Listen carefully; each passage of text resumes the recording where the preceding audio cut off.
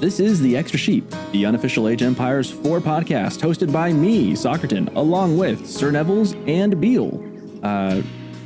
We are missing Caleb Calamari. He's been on the last couple episodes. He's not going to be on this episode. He probably will be back the next couple weeks. I know, Sir Nevels, you might not be here next week, so we might have some things to shift around a little bit next week or so. But how are we doing today, guys? Excellent. Doing real good. Nice. Well, I guess we'll just dive right in. Today's episode will be a little bit shorter. We've got some family things. On a personal note, my wife had her baby. Woo! So that means I don't get to sleep ever again. Woo! Congratulations, sir. Yeah, it feels good. It was a busy 2 weeks. But we'll go ahead and just dive right in. We don't really have any news to cover that I'm aware of. The pup has come and is done now, I believe, right? Or did they extend it for a bit? I believe. Got extended a bit. Extended a bit, I think. I feel like it ends does it end like tomorrow then, or? That's a great question. Sure. I know it was extended for a bit. I didn't actually really dive into it too heavily, besides reading the patch notes and watching people stream it. I don't know if you guys ever did. Nah, I played the first day, and then I want the rank up. Yeah, I stuck to rank on the live servers. Yeah, I've been doing a lot of amount of hours I can play. Yeah, that's like a nice season, though. I'm excited for the season, though. I will tell you that. The actual season. I am too. There's a number of changes I'm interested to see how they'll pan out. And we talked a lot about that last episode. I'm curious. We've got how many weeks now till the next season? It's coming out June. Is that right? 4 weeks, but a month? 4 weeks? I think I should have it up right. I feel like it was 3 weeks and a couple of days, I think is what I saw last on. Yep. Page. So exactly 3 weeks, 3 days, and 9 hours. That's all right. Count it down. As of recording this here, it is Sunday, the 21st of May when we're recording this. So it's coming up soon. I'm excited. It should be a good change. I don't think we've heard anything about new civs being announced or anything yet either, have we? I'm pretty sure season 6 can get new civs. You think? I don't know. I think because the last new civs, they came out around October. So this season, I think this is kind of like a little filler. Season 5 is like a filler season, add some more. Oh, you're thinking next season, season 6. Yeah, season 6. So around season the same 5, time again. I believe. Yeah, I seen one player was giving predictions. He said that, all these units getting different name changes and everything is starting to they predict that's giving a hint towards new civilizations in the game. No one knows which ones, but yeah, I put my money on it. I would say next. So not next season, season 5. So we're looking around October again, maybe next time or September. I could see that. I could see that. Like 2 new civs a year. That's actually pretty good for a game like this. I like that. So one of the problems I have with AoE 2 is whenever I go back to it, I can never remember what all the civs do. 20 more civs. And it's I don't know what your tech tree is like. I don't know. Can't remember what your unique unit is, what your eco bonus is. I like nice 2 a year. Keep them much more different than AoE 2 civs. And I think that's a good pace. And honestly, what they're doing with season 5, the rework and all the unique units that they're adding. Feels like a new civilization. I saw a post today that was kind of lamenting that China is not getting buffed the way they thought it should be. And we joke on this podcast, of course, that we all hate China. And I actually was playing a lot of quick matches the other day, and I kept losing to China. They're so versatile. Their Grenadiers are going to be nuts next season. Late game China is going to be back. I actually maybe I'll save this for my extra sheep, but I'll just say it right now. I have a different thing for my extra sheep. I got attacked on Danube River yesterday, I think, and this guy went Fire Lancers in castle really early. That was his comp, was Fire Lancers, and he didn't go jukes, Fire Lancers and crossbows, and I was playing as HRE, and I just was not ready for it. Was not ready for that. I was playing really well, was matching his water eco. He went 2 docks, I went for 1, which was my big mistake. I played water, but not hard enough, and he just outpaced me a little bit. Even though I got all the relics, just got beat in the end. I kind of saw the writing on the wall after a while, but I was surprised at how good even pre-update Fire Lancers were in connection with crossbows against HRE wanting to go, of course, men-at-arms and whatnot. I've never seen that composition before. Neither had I, and I just didn't know what to do with it. So the pub did get an update though. A lot of things that were we actually believe it or not. I mean, I don't know if we ever get time eventually, maybe in the future, but there's like another review in depth for the pup, because like a lot of things that were strong, they actually reworked it. It's weaker. Like they actually reworked the pup. So maybe some things aren't even the same as they were last time we read it. Yeah, and when they launched, because I know the last major pup I remember was the one pre Ottomans and Malians, the one where the pup had those before live servers did. Yeah. I remember there was a lot of changes in between the pup closing and the patch actually going live. Mm-hmm. And that's a good thing, I think. I think that's good. I mean, that's what the pup is for, right? That it's them to play test it on a bigger scale than they can do internally, kind of get a view and see what they like, if the changes are too heavy, and then they can fine tune it. I think it's a good workflow as far as getting updates that are polished and ready to go. And that's like I said, I don't mind that they push the season back another week or two to let them collect more data and to let them keep going. Like, I don't mind it. We've gotten a lot of good content. The game is nothing's worse than when a game's in a really good spot and then they update it and it's no longer in a good spot because of the update. And I feel like they're doing a very good job of not doing that. Like, they're keeping the game in a good spot for longer, and I like that. Yeah, they listen to the people. They do. They really do listen to the community. Like, these pups get released, people have their critiques and everything, and like, it's crazy because they actually changed. Like, the one thing I remember, I'll make it brief, but when they had it where the board you couldn't sick the board on people, and everyone was heated. Everyone was upset about that, and then they literally took that into account and they revoked that update, and people were like rejoiced. They were happy. So like, they actually do take. They really do take the community in consideration with these updates. And that's why it feels like every update we're going forward rather than staying stagnant or going back. Yeah. And I keep hearing like whisperings like, this game is dying. I think I heard someone say like, this game is dying. My viewership while streaming it's going down. Someone was, I think, lamenting that a little bit. And part of me is like, maybe for like Twitch views, maybe. But like, let's be honest, this game is not dying. It's just dying for like maybe some content creators. But overall, this game's in a good spot. And it is so enjoyable at the moment. I've had a blast the times I've played. Gameplay wise, it continues to get better. And exactly. I think, we're at the end of a season. You're going to see drop offs near the end of the season because there hasn't been like any sort of major update pushed out for a while. So, and a lot of new games have come out this year too. I mean, with Tears of the Kingdom right now, I don't know you guys, but that game is Game of the Year material. Yeah, Sir Nevels, I hear you. Everyone thought it might be Hogwarts Legacy. No. Tears of the Kingdom is a crazy. I could do a whole podcast on that. Like, it is such a good game. Get a bonus to one-on-one me talking. Dude, we should do that. Maybe we'll do that. Do a bonus talk about Tears of the Kingdom. I could go because I love Breath of the Wild, and Tears of the Kingdom I think is Breath of the Wild on steroids. Yeah, it's pretty impressive. But anyways, before we go off onto the bonus episode there, let's dive in, I guess, to our main topic. So today, guys, usually we do our news, then we normally do a game, and then we take a break, then we go to our main topic, and then we finish with our extra sheep. Today, we are kind of doing what we did last time, where our game kind of turned into our main topic. This time, it just is. We are talking about landmarks today, and there are so many landmarks. There's like 50 some odd landmarks in the game. We are going to make a tier list for them, and hopefully Askeladd doesn't hate us for this one. He had some feisty things to say about our last tier list with the unique units, but this one I think we'll be pretty good with. This one, this is a pretty. I think landmarks we should be good at. This shouldn't be too hard. I've got my screen shared with you guys still, right? You guys can see our tier list here. Yes, most definitely, yes, sir. This looks like it's mostly in alphabetical order. I think we just go right through alphabetical order. What do you guys think? Oh yeah, that sounds good. Which means we're starting with Abbey of Memes. The Abbey of Kings. Is it memes anymore?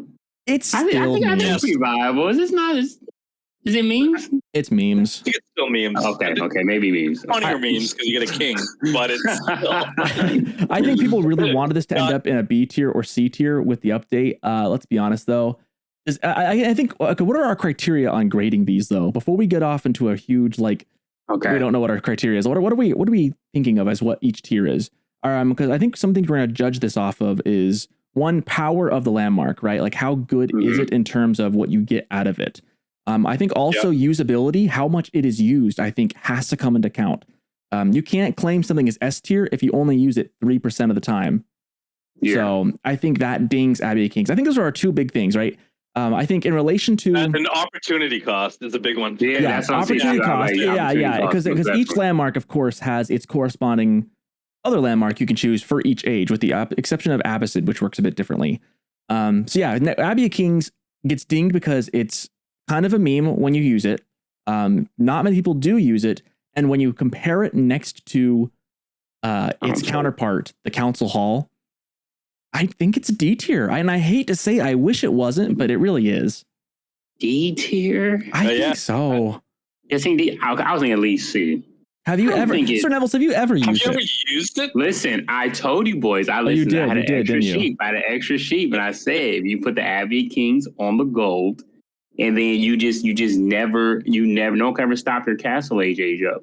It's a little risky, and you're like, it's very greedy, but I think there's viability with it. And you got the poor man's French rush, little horseman king rush, One knight, one beefy, not even less beefy, one knight that can kind of patch up his boo-boos, not even as well done as what the French knights can do. It's called the poor man's French build. Really poor. The king man needs to raise taxes because he is not bringing in enough dough. Yeah, you know what I'm saying? It's just, the poverty French, it's no big deal, It just means you don't build council hall. Yeah, okay. Yeah. Okay, maybe D plus. Okay, let's go first on D. Yeah, I think it's a D. No, right. I'm with you, Sir Nevels. I wish it was better. It needs something. Whether it be like my idea I've mentioned a couple times now of letting you be able to build just horsemen out of it to go with that knight. Just something to make it viable. Unfortunately, it's not that great. It'd be a lot better if you could move it like the Kurlatai, it'd be way better. Oh, yeah, of course. But it makes no sense to be able to move it. It makes no sense to do that. So right. No, I feel like the horseman idea.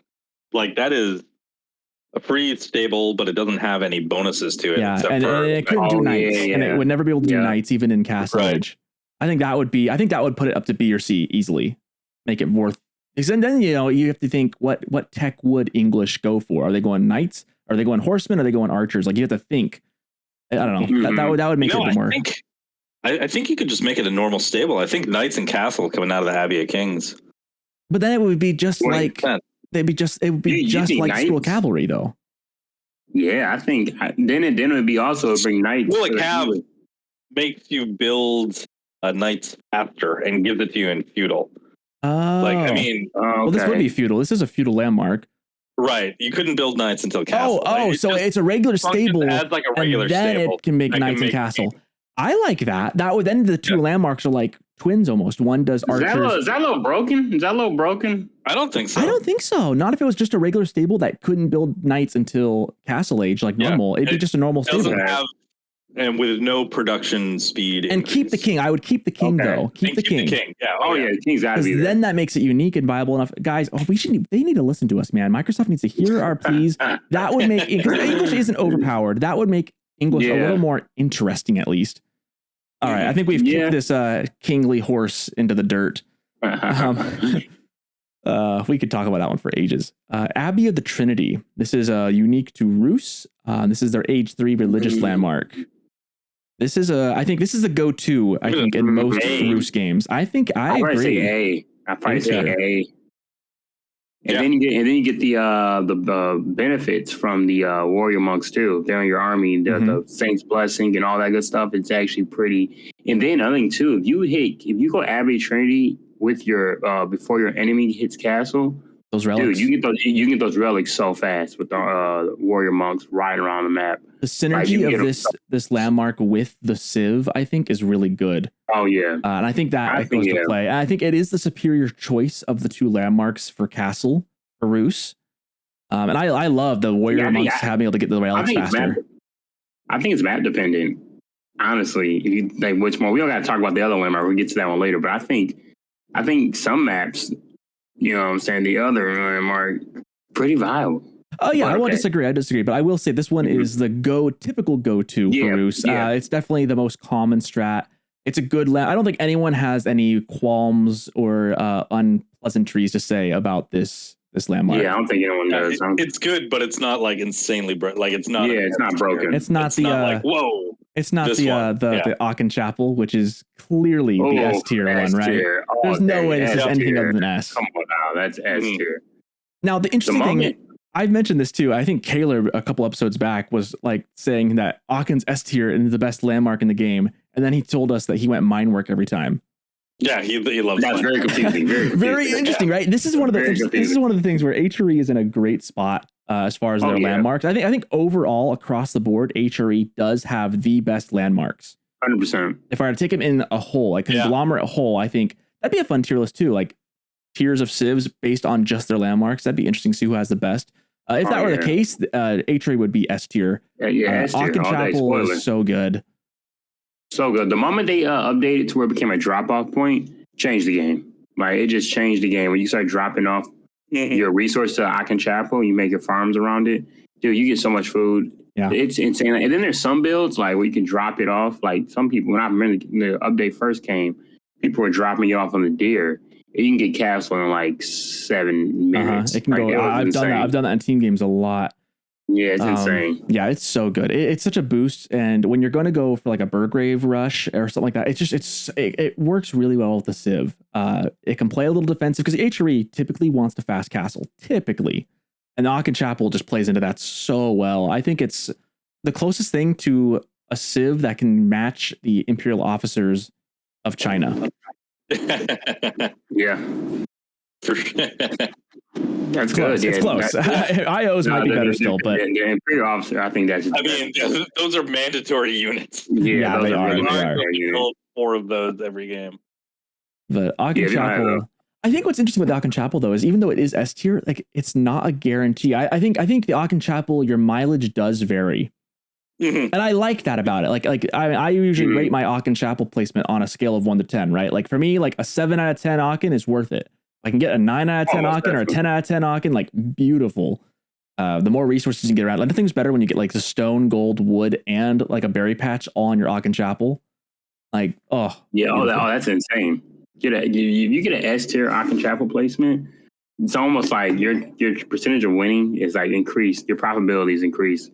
I wonder what would the actual percentage of that would be, like how much it improves. But of course, a bad Aachen Chapel can really. What was it? Was I casting with who was I casting with a couple weeks ago? It might have been the voiceless one.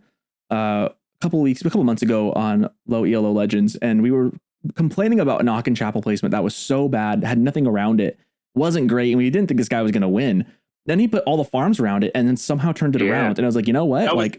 Was it with you? Yeah. Yeah, I think it was my extra sheep a couple of weeks ago. Yeah, like it didn't even matter. Like once you get farms around it, worth it again. I think that for that reason, the Aachen is definitely S tier. Yeah, most definitely. Because that's the insurance for it. You just make farms if it's bad. Yeah, it's such a good landmark. It's a fun landmark, and it looks good too. I gotta count that in a little bit. Yeah. All right, Berkshire Palace. This was my extra sheet last time about how cracked this thing is right now. I don't know. There's no way it's anything lower than Give it B. like a B. Yeah. B? You think it's that? I don't know. I think A. I was leaning towards A. I can see B. It's nothing lower than B. B is the bottom. I'd rather take a Wynguard most of the time. Berkshire is better than it used to be. It's like to close out the game, drop a Berkshire on their face and close it out. Yeah, that's true. You secure a lot of map control too with it. Dude, but at that point in the game, you're not really worried about map control as much late in the game. Yeah, I guess you're right. I guess you're right. I think I wish I could give this a B++. It definitely I think where you place it and when you place it matters. If you just drop it in your base, it's great. That's good and all. It's still a B, I think. In that instance, I think if you place a good Berkshire, it can be an A. But I think B is a baseline. It will never be worse than a B. Yeah, I think it's a B. Yeah, most definitely. Dude, I did not realize the range on the Berkshire was that ridiculous. It is insane. Absolutely ridiculous. 15 tiles of range. 15 tiles of range. And me and my brother were playing a team game on Hideout, and he dropped a Berkshire right on the edge of the forest, and it killed my entire wood line, which is in the center. Like he if you cut chop through, this is a situation where if you chop through on Hideout and put the Berkshire on the wood line, it'll just keep forever just destroy the enemy's economy. The range is insane. You'll be shooting a TC dang there. Yeah. From the edge of I did not realize it literally ended the game. It'll shoot you without you even seeing it. It'll be just in the shadows, and it'll just be shooting hellfire down on you, and you can do nothing about it. It's insane. Yeah. I think. And then with the update, it's a fire. What is the range? What are the range of trebuchets? I believe trebuchets barely outrange Berkshire, but like barely. Bombards don't. Yeah, Bombards don't. Bombards. Honestly, I like a Trebuchet. I feel like I would have guessed 15 tiles would have been Trebs. That's what I thought too, actually. Maybe Nevels, you got AoE4 rolled. Nevels, you got AoE4 rolled. Yeah, right? let me look it up real check quick. it real quick. I need to know because I'm thinking about it. Like it's got to be just outside, right? Otherwise, your only option would be to ram it down with rams. Range is 1 tile more than the Berkshire, so 16 tiles. Okay, but the Berkshire is 15, so literally right, like one tile. It's got 1 tile advantage. That's how it doesn't die. Okay, that's anything else gets lit up. Imagine if they both had 15. Oh, dude, that'd be. Oh man, Berkshire would be A tier then. B tier, I think. That'd be huge. How would you even take it out? Safely treb it down. Yeah, if you couldn't treb Berkshire, it would go up to S tier almost. That would be crazy cracked. I think it's insane. As it is, I think B as a baseline. It can be an A if you place it well, but B for your average Joe, I think B is fair. Yeah, B. I can live with B. All right, astronomical clock tower. This is a Chinese castle landmark. Yeah, because it acts as a siege workshop and produces engines with 50% plus health. That's huge. Those nested bees are dangerous out of that thing. Back when the Imperial Fisher could supervise it, it was S tier. Oh yeah. Oh yeah, dude, it was insane. But even without that, it goes on to A. Because dude, they actually I didn't realize how much more health they gave it. If you produce trebuchets out of there, it's actually pretty deadly. Like even Springolds. There's a reason why Chinese goes heavy into siege because those Springolds can outfight an equal number of Springolds. Because that 50% health, that's at least an extra shot or two, right? Yeah, that's at least one extra shot. I'm not sure if because usually is it 3 shots or 2 shots for Springolds to snipe each other? 2 for a Springold, so that gives a 3rd shot then, which is that is a whole extra Springolds. Huge advantage.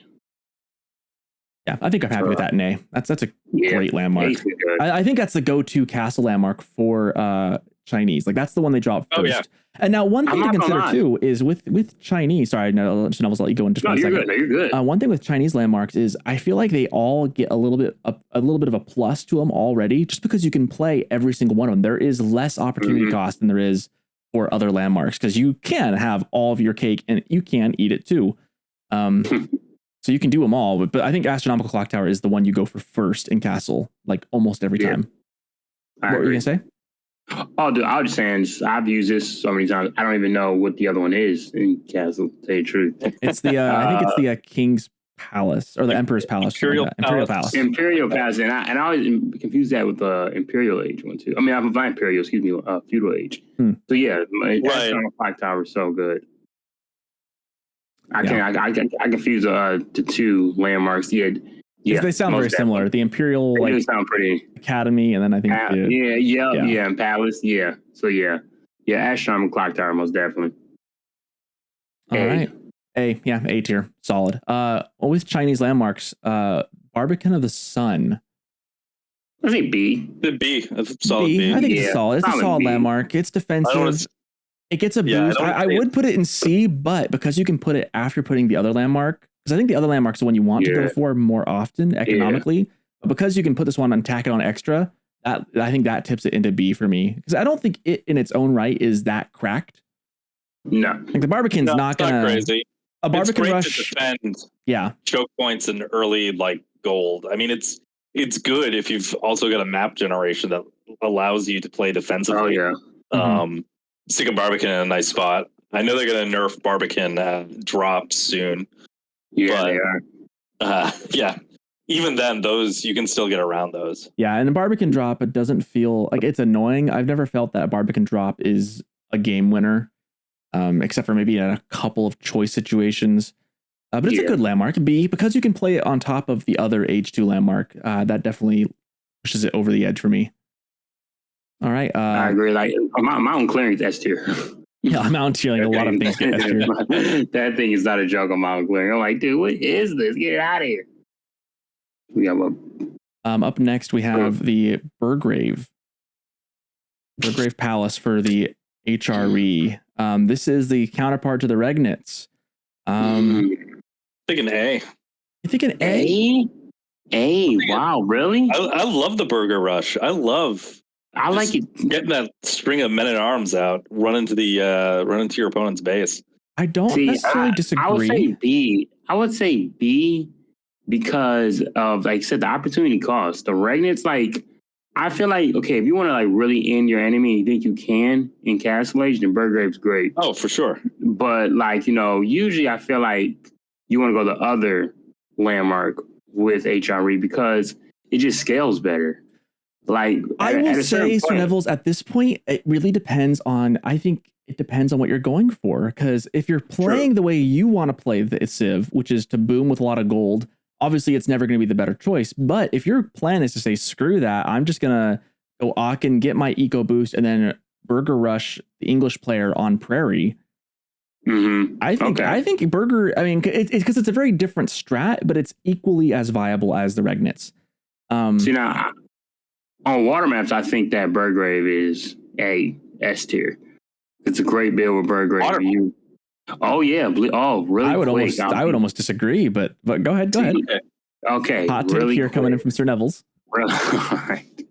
On water maps, man, if you just win the water, and then kind of like once you have enough fishing boats on water, and then put your units on gold, and you go up with the Burgrave, you could just like they'll be so busy trying to recover on water or fight you on water, you can start spamming out men-at-arms to their land eco while you're fighting them on water.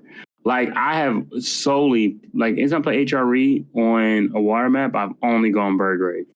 And now that you mention it, I don't think I've ever gone Regnants when I've played HRE on a water map. No, I'm thinking about it. I've only gone Burgrave because the land transition, it gets really, that's a powerful way of land transition. I'll give you that. I'll give you that. Land transition. So I think on water maps, A for sure, but I guess I think A overall. I guess A overall. Yeah, I guess A overall. It's tough to judge this one because its counterpart is equally as good, if not better. You're right. And when I think about it, I honestly go Burgrave way more than Regnants. So I'm like, wait a minute, what am I even trying to argue this for? I tend to go Regnants myself more often than not. I really am partial to the fast castle, but when I do H3 and team games, it's kind of what you got to do. But Burgrave, man, a good Burger Rush, dude, against like an English player or something, it just feels so good.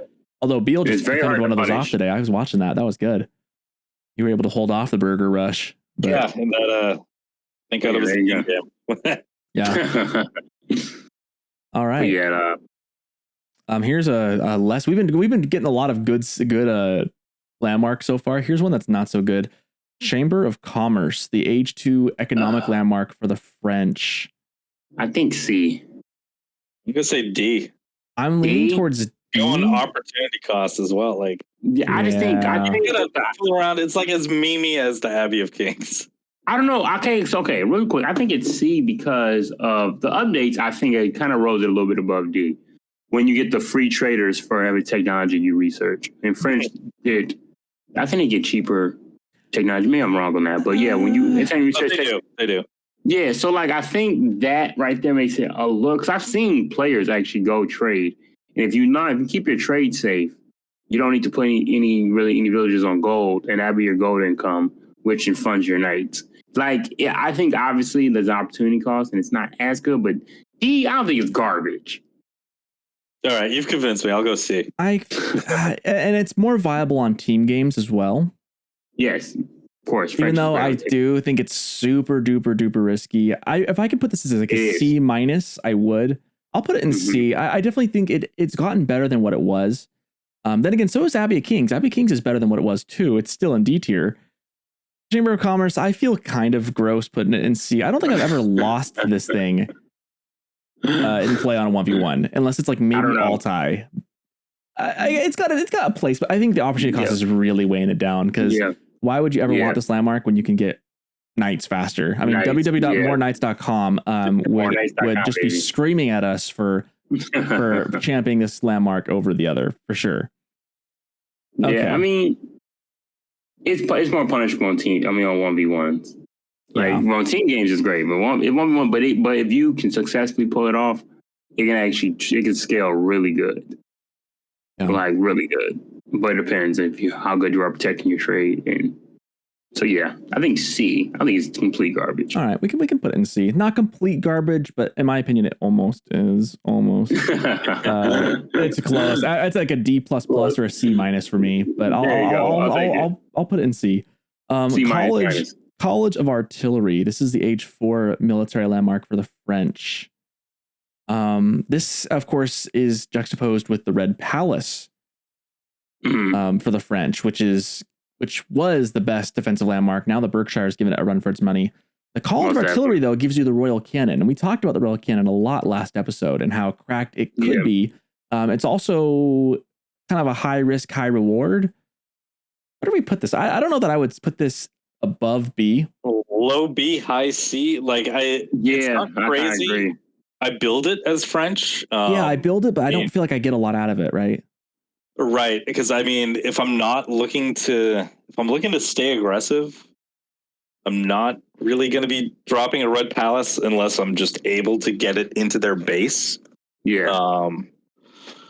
So I picked this up, but the amount of times that I've really used those Royal Cannons and all of the upgraded siege equipment it's pretty low. I don't know. I'm thinking B or C here. I'm thinking low B, high C. I put it above Chamber of Commerce for sure. Yeah. But I also have a hard time putting it next to Berkshire and the Barbican. And again, I don't feel like it completely doesn't belong with those. But as an age 4 landmark in particular, like if this was an age 3 landmark, it would feel really good at B or A. Oh, for sure. As an age 4 landmark and the cost, I'm feeling B minus C plus, somewhere in that range. Okay, guys, one thing I just realized, I was looking something up really quick. Without the College of Artillery, you don't get culverins. You don't? So, yeah, I don't believe French gets culverins unless they make royal culverins out of the College of Artillery.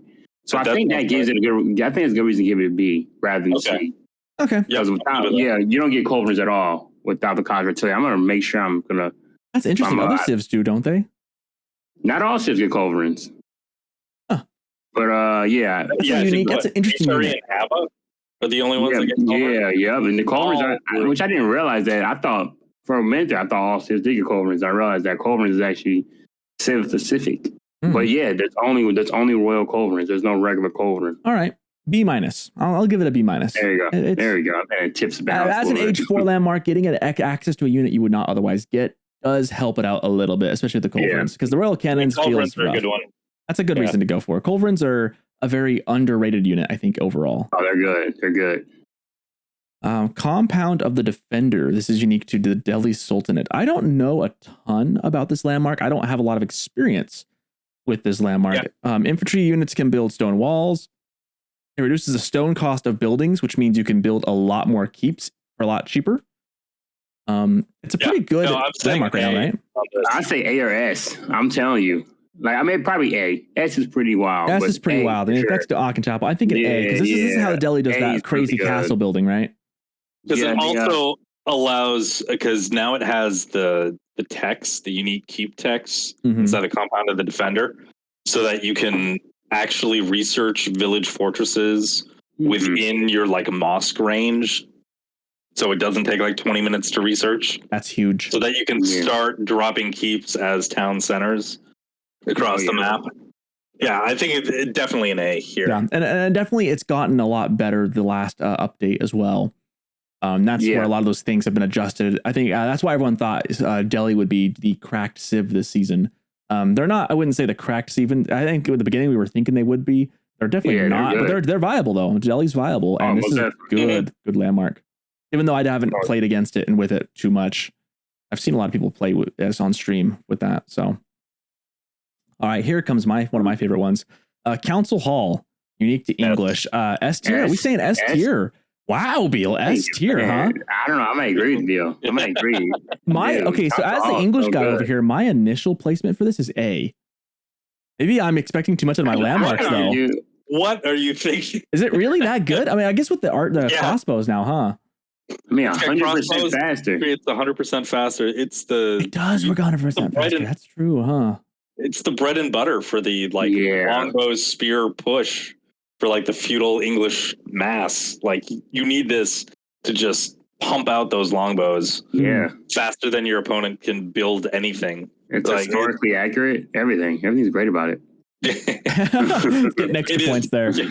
That's funny that I would. It's funny that to me that I would put that in A. Maybe it's just because I've played English so much that to me it's just so rote that I guess this should be a clue in for me why it should be S. Is I always pick it, and next to the Abbey of Memes, Abbey of Kings, especially, this is like the go-to landmark. I think 99% out of 100 times you're going to see this dropped over the Abbey, and it is a good landmark, and it did get better. I know some people don't like it. I think it was a good choice to give them crossbows when they reach castle age with it. I think it makes this landmark scale a lot better because that was my one problem with it before. Before it was like a B or A.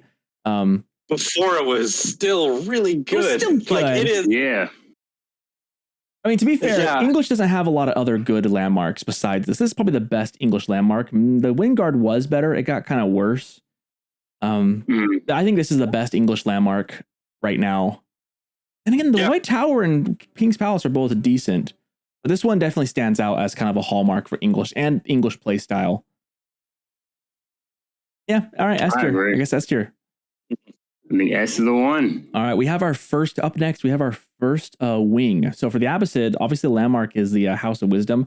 We are foregoing that as the landmark because it's just, obviously it could be anywhere from D to S depending on how you play it. So we're doing the wings. And now the hard part about the wings is that it's hard to know where to put these, I think, because when do you get these wings, right? Like what makes them better in what age? I don't really know where to place these in a lot of ways. So I guess we'll take kind of a comprehensive view at this as to what game you're getting overall through the ages. Culture Wing is the first one up for this. See, I probably would go. See, dude, like you said, it's Socerton. It's like because it is like it depends on when you get it and like what the layout everything is and like what makes it really good. But overall, say me usually, I think that culturing is good for Castle Age, like your second. But I've talked to some guys who believe some people go with culturing as their first feudal upgrade through the House of Wisdom. So I do that on water map. This is a great one to go on water maps, especially on water maps where military wing, the units you get aren't going to be able to really do anything by the time they get to your opponent, just because you're not looking to go 2 TC. And then you can research everything cheaper, as well as you can castle. Like the cost it takes to research the Castle Age wing is also reduced. Which is cool. That's actually really dope. Yeah. So we say like, you want to go fast castle. But it's so situational. I kind of want to put it in B. Like for water, I'd put it in A. But on the whole, if I'm playing Dry Arabia, this is not what I'm choosing out of the gate. Yeah. I'll probably pick it up. I don't typically go, like if I'm going full imp with Abbasid, eventually one of the wings will be Culture Wing. Okay, I think B then. It's average. It depends on where you play it. It's going to be kind of hard, like I said, to really rank these. But B seems to be kind of like as low as it'll go is going to be B. I can't really see it being a C tier too often unless you really misplay or don't know what you're doing with it. Yeah, most you're getting a good benefit out of that. And that's kind of nice about Abbasid is it's really hard to go wrong because you have so much versatility in what you're picking. You don't get as many options, but you can get them all at once. Kind of nice. That's why I love them. That's why I love them. This is another, up next is the first Mongol landmark we're looking at. This used to be the go-to for feudal. Now, it went for a period. It went to the other way. We're talking Deerstones right now. It used to be always go for this landmark when the game first came out for the first couple seasons. Then there was that big trade thing that kicked off back like season 3 and 4, where the silver tree just became completely dominant, and this was never a pick. Now I'm seeing like a 60-40 with this one, where it pops up 40% of the time still, so it's there. Deerstones instantly researches the YAM network, and it increases movement speed by I think 15% for anything that's in the range of it, and I think Outpost. Oh, it says right here, it says that. So Outpost and a landmark. It's a good landmark. I don't know. It's definitely not a great landmark, right? I think it's great. Really? Oh, I was thinking C. I was thinking C. Yeah. Whoa. Remember the opportunity cost next to Silver Tree. That's if you want to go trade, though. Yeah, but if you want to go trade. Why would you not want to go trade with Mongols, though? It's so good. Trade is great. Trade is good, but I'm telling you, I think the reason why Deerstones got less popular, it's only because not because it got worse, only because the Silver Tree got better. Yep. Same thing with another civilization we'll mention later. Because their stones didn't get any worse. It didn't get any worse at all. Like, and it depends on how you use it. First of all, it's almost like, I don't know if it stacks a wheelbarrow, but it's great for your economy. If you build it, that's why most people who built it, they build it near their economy because it makes your villagers go supersonic. Yeah, everything goes supersonic. I didn't realize it was including villagers on that, but it is all units. Most definitely. So now you're gathering, and then the radius of it is huge. So you can get like your gold, it hits your gold, wood, everything. Everyone's losing their mind. And then if you want it, you can go trade. And maybe you don't want to go trade like you go trade later. It speeds it up. And it'll still speed up your trade with the tower. You know what, Sir Nevels? You know what? I'm sold. It's B tier. I'm sold. You sold me with that. I didn't realize that 15%. I thought it was just for military units. It goes in, and then you can move it. So if you're going to fight, you can move deer stones closer. Your units are faster. Has anyone done that? I don't think I've ever seen deer stones move. I've seen pros do. I think I've seen Salami do it. He like brought his deer stones up to his fight, and his units were just running around everything. He was raiding with his units, and they were outrunning everything. His deer stones near. He had it kind of tucked away so the enemy didn't see it. But yeah, dude, I think deer stones is A tier. But if I had to settle for B, I'll settle for B. You know what, but Beale? Deer stones is really good. You know what, Beale? Sir Nevels is getting really good at this convincing thing. He is. I think that's 2 in a row he's gotten me on. Like that was a very good argument for why it should not be C. I'm telling you, man, it's good. I'm telling you. I did not realize it. I thought it only applied to military units. I did not realize that a speed boost was for all units. That actually is. That's big. And I believe that wheelbarrow stacks with it. I believe that it would have to, because the network is the technology, so wheelbarrow would stack. Holy crap! And you can get improved wheelbarrow too with Mongols. Let's go, dude! I need to pick up Mongols. These guys are cracked. See, I'm telling you, man. I think it's A tier, but B doesn't do B. I'll settle with B. We'll stick with B because there is an opportunity cost next to the Silver Tree. Of course, being really you're right. Good. Okay, that makes sense. Let me not get greedy. But definitely not a C. I've been sold. I might need to take a look at Mongols again because that. It's going to help me understand how to beat Mongols now so much better because that's never something I fully understood. Like. It's probably my fault that I haven't really researched all the civs in this much complexity and depth before, but I did not know that about deer stones. Wow, that is I'm telling the implications of that are huge. Okay, I'm a believer now. I'm telling you, like I told you, some people swore by it. I mean, like I said, I think it's a landmark that just got people stop looking at it more because Silver Tree just got really good. Because it wasn't popular at all before, and once it got the upgrade. Which I don't know what the upgrade was that made it so good, but some people it went crazy. It went insane.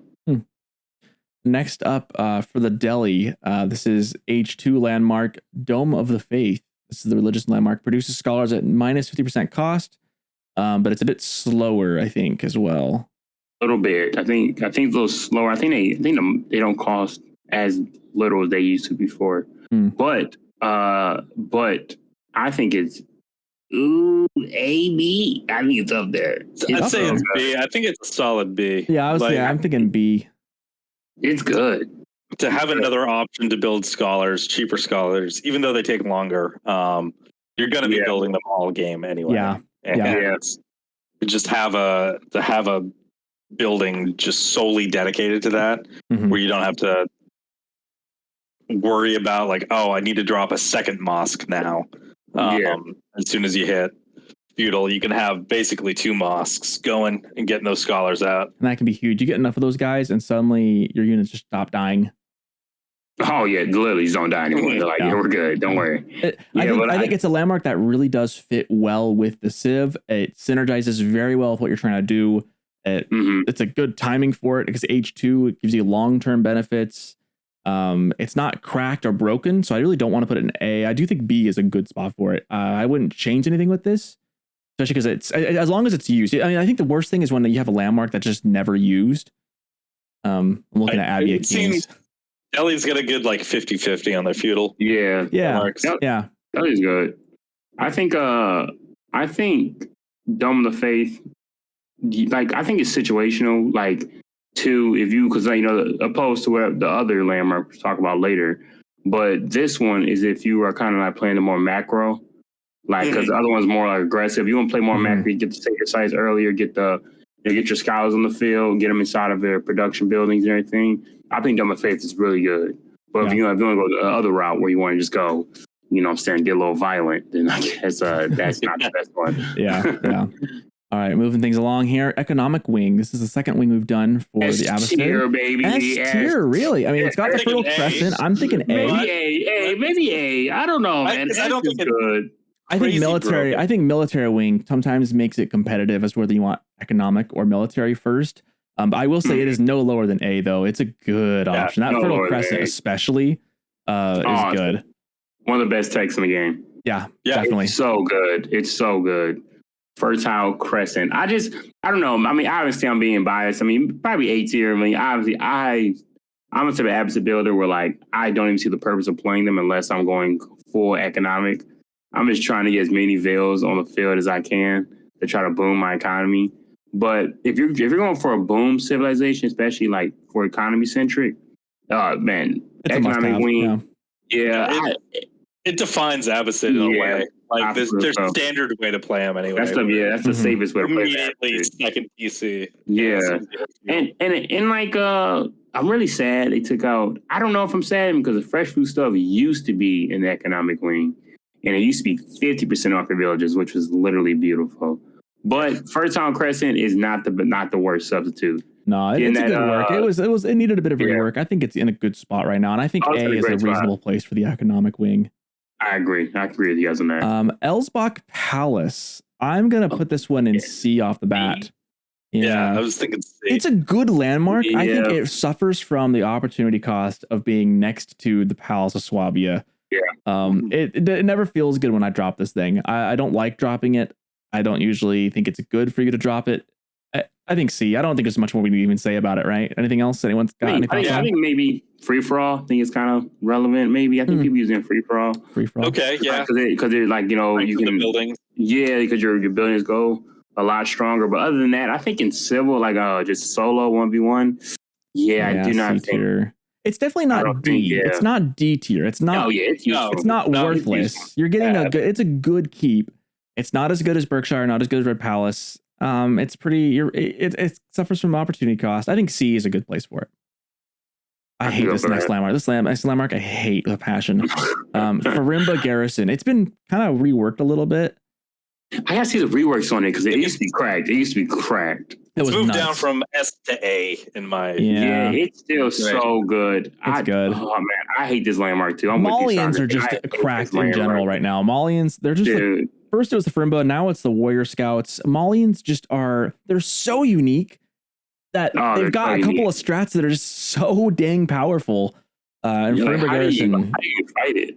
If you let them get this one up with enough gold behind it, you don't fight it. It's a win condition in my opinion. Nothing you can do. Honestly, like I played a game the other day where I played the Malians. Dude, this guy was funding a military of like 70 people with like 55 economy. And I was like, how is this happening? And that's where it gets kind of like, it gets pretty cracked. Yeah. Because literally, if you see, it doesn't scale the best though. Because once you run out of gold, you're kind of screwed. Yeah, it's a high. It's risk and reward though. I mean, what it's doing is it's making you only rely on one resource, which already it was what made Malian so busted back in like season 4, and they're still busted now, but for different reasons as well. I think A though, right? Like, there's no way it's lower than that. Even still, I agree. Used to be like S tier. It used to be S, now it's A. Pretty much. Fort of the Huntress. This is the age 4 defensive landmarks for the Malians, I think. This one up, actually. I want to say this one it acts as a keep. It's kind of the go-to, I think. Unfortunately, the Griat Bara I don't think is ever picked. I know. It acts as a keep. I don't feel like it's anything special though. But it's actually next season is getting updates. It's getting updates. I feel like right now I'd put it in like C or B. I don't know where I'd put it. For Huntress. It's neither of the Malians H4 landmarks are great, and I think this one suffers from just the fact that Malians win things in Castle Age, and that's it. Yeah, and it's. I think this season it's where it's at, but next season is going that they actually increased the stealth of the the stealth that it provides. They made it better because I don't see many people using stealth as the Malians. Like, no, I feel like not at all. I feel like people like forget that they can literally just appear in your base. I had it happen to me once on my siege, and I've ever since then always kept spears around it to try and keep them safe. Yeah, that's smart. That's like I think it's gonna be a big problem. People really realize like, some pro goes out there and gets a really good Fortress of the Huntress build, and then everyone's using it, and then now got more problems. Yeah, but right now, I think you say a good spot for you. Yeah, for speaking of Malians again, Grand Fulani Corral. This is the other H3 landmark that is next to the Farimba. This is a good landmark too. I'm gonna say it's good. It's good. I think it's an A tier. Yeah, it's just as good as the Farimba. I think I've seen it more recently now that the Farimba's heyday is kind of over. People have been going Grand Fulani a bit more, but I mean, nearby cattle provide 20 food per minute, and you surround that thing with cows, and that's free food. And the economy that you get from that it's good. It's really hard it's safe too. It's safe. It lets you turtle. Is great. Yeah. So hard. Yeah. Molly. You don't have to leave your base. Like, which is just frustrating. You got your food, you got your gold. Yeah. It's crazy. It's crazy how like this landmark wasn't really even more popular in the past. It's actually really good. Well, the weird thing is it started out really good, and then the Farimba was discovered. And everyone dumped this landmark, and now it's come back again because they're both good. It's just as the meta, people have caught on to different metas with them all because Malians are such a new civ, right? And they're so weird. I think that people have just been experimenting, and there's probably still other builds with Malians, like the Warrior Scouts. I mean, other things that keep popping up that are viable.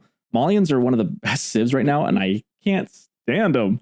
But people are texting the Grand Fulani Corral like, "Hey, big head, sorry I messed up. How you doing? What you been up to?" Yeah, no kidding. Here's the next one for on the list. I'm sorry, I'm trying to get through this. I know Beale's on a timeline. We're trying to keep this one rolling. The Great Wall Gatehouse, H4 defensive landmark for Chinese. It's so good. It's good, isn't it? It's not usually the one. You don't usually drop this one first, though, right? Usually you drop the Spirit Way first. I know. I think people are dropping this first out of pitch because it's basically a keep. It's a Chinese keep. Well, it's a nest of bees on steroids too. Yeah, it's insane. Like it depends, I guess you do have to build up some walls to put it up first, though. It's kind of weird. It's a weird landmark. It is weird. I'm saying B. It's not better than Berkshire. Yeah, I wouldn't say it's better than Berkshire, and it does get a bit of a boost in my mind, like B+ because you can build it on top of the Spirit Way. Because you can build both. All the Chinese landmarks are really powerful because of that synergy they get. I would say B. It's no worse than B. There's an argument to be had that it's an A tier landmark. I don't like that you have to build the wall first on it. I wish you kind of had the. But then again, I'm kind of glad that it forces the Chinese to do something more because they're already cracked. So I don't. As a Chinese player, I don't like it. But as a player against Chinese, I'm like, thank goodness they have to put more effort into it. I think B is safe though. I've been killed by this landmark a lot. Like it's a very you're up ahead just to end the game. You drop that on somebody, and things aren't going too well. Sir Nevels, I'm really sorry for this next one. The Griet Bara. I'm sorry. S tier. I'm pretty sure it's D. Landmark. I'm pretty sure it's D. Banning your ass. Branding, baby, branding. S tier. I can't. I cannot, in good conscience, give this anything more than a D tier. Maybe I'm wrong, but it feels like it does nothing. You want to hear something really sad? What do they do again? Look at this. Exactly. What does it do again? You begin a festival. You spend 300 gold to start a festival that gives you a couple of it gives you a bonus to either food enhanced gathering rates or military production speeds or damage of torches and siege attacks. You start one of three festivals that gives you a boost in one of those three things, and you spend gold to do it. If it was a free boost, it'd be awesome. Free, that'd be pretty cool. If it was free, it'd be an A tier. Boom. Yeah, I agree. Paying gold for that, what am I actually getting out of this? And it's temporary too. No. I've used this once. Awful landmark. Where the increased torch damage to just close out a game, burn down the landmarks, and be done with a game. That's pretty funny. But you have to be in a position where you're so far ahead where the game doesn't matter. It's over anyways. Yeah. This landmark does not give you enough. You have to pay money to use it. I mean, this is like the EA of landmarks, guys. This is terrible. I'm trying to think here. Wait a minute. So it does have a countdown on it. There's a countdown. We know that for sure because I say it says one festival may be active at a time.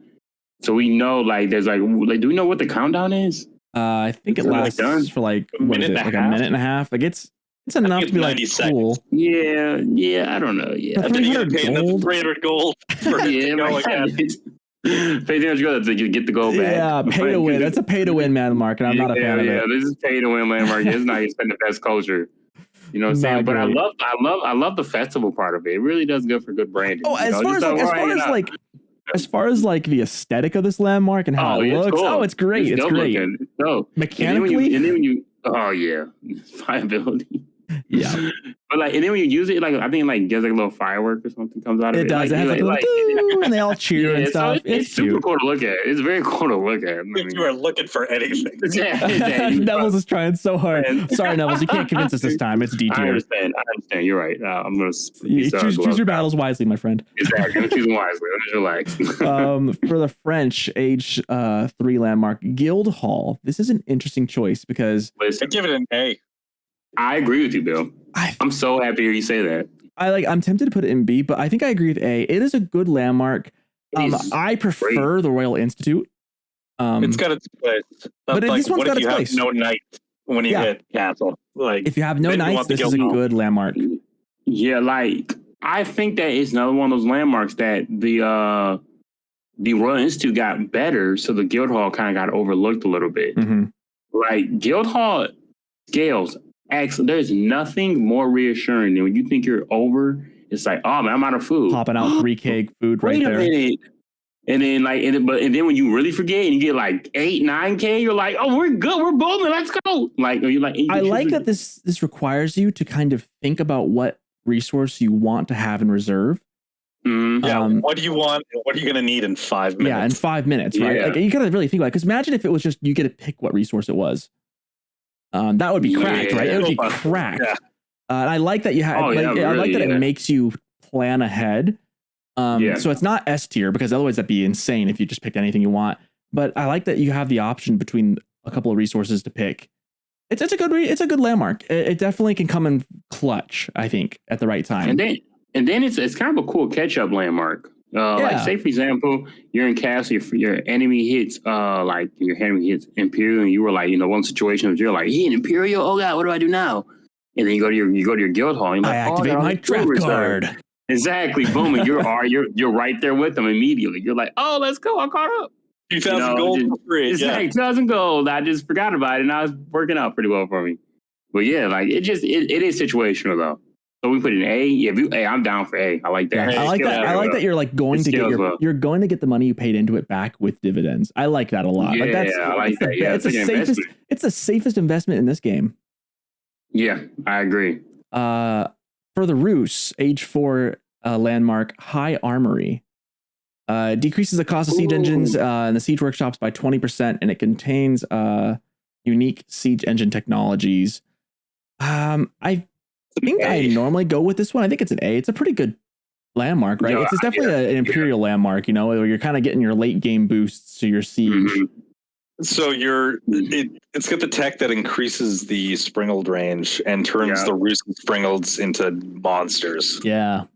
And they used to be even better, dude. And with those in the Streltsy, then you just turn into like a machine with the Roos. It's very. I like the way it synergizes with the Roos playstyle. Most definitely, very well. And like honestly, you don't really go the other landmark too much. What is the other landmark even? Gosh, I don't even remember. We'll get to it. We'll get to it. We'll get there. But High Armory's A though. I think that's fair, right? Yeah, nothing much else to say. You usually go that one. Yeah. The Hisar Academy. This is the Delhi Sultanate age 4 landmark. I'll be honest, guys. I don't know anything about this. I don't think I've ever played Delhi enough to go age 4. I have no idea what this does. It acts as a madrasa, generates 12 food per minute based on the number of technologies researched, does not apply to emplacements. So I don't think Delhi wants to go age 4 either. Yeah, they don't. Is this like a C tier? Like it's a landmark? It's C or D, honestly. So the +4, what is it? +12 food for every single technology that you that's cool. That's cool. But how much is that in the end? By the time you get to age 4, aren't you already full farm transition with 40 on food? I mean, it allows you to move vills to a different resource, but you're already going to be getting the passive gold from sacred sites. Yeah. Imagine if it gave you free like wood. If it gave you free wood or something, that'd be dope. Because then late game you could go really late when you run out of wood lines. That would make this immediately better. But I just feel Delhi really. No one thinks about Delhi. Yeah, no one thinks about Delhi Imperial Age. It's a C tier. I think is being a bit generous to it. We'll leave it there though. Age 3 for Delhi, House of Learning. I think that's also C. Yeah, C. Opportunity cost with the Compound of the Defender. Compound of the Defender is too good. It's too good now. This used to be the go-to. It used to be the go-to. Compound of the Defender was really bad because you couldn't research village fortresses out of it. Yeah. So House of Learning does give you honed blades, which is pretty good. Increases damage for men at arms for Delhi, which used to be like, oh, you always want that. And knights, yeah, that's right. Yeah. So is it B then or C? I think it's C because it's not Compound of the Defender. I think the other one just outweighs it so much. Nobody goes House of Learning. This one used to be a B tier, I think, for sure. It definitely, I agree. It's definitely way down now because it even says here grants no immediate bonus other than advancing to the next stage, and it just contains those economic and religious technologies, which usually you just click in quick succession, and then forget about this landmark for the rest of the game. Exactly. All right, Imperial Academy, unique to the Chinese, Age 2 landmark. This has got to be at least A, right? At least A. Really? Okay. I guess I don't play China enough. What do you think? What do you think? Oh, it's far better than the Barbican, though. I mean, I was gonna give it a B, but well, if you want to have if you want to have all your Imperial officials, you got to have this one, don't you? Yeah, you got to have this one. I mean, I would argue even S. Like, it's so relevant, and it does grant a boost to the collection centers and stuff, and it acts as a tax collection center as well. I don't know if I can give it S tier quite. Okay, hear me out.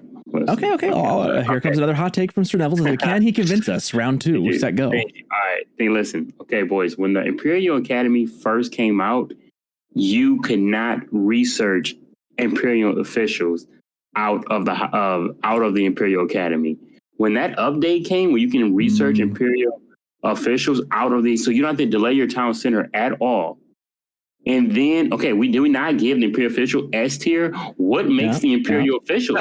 The Imperial Academy. He has done it again. The madman has proven it again why this is S tier. He wins. You win, Sir Nevels. I'm sold.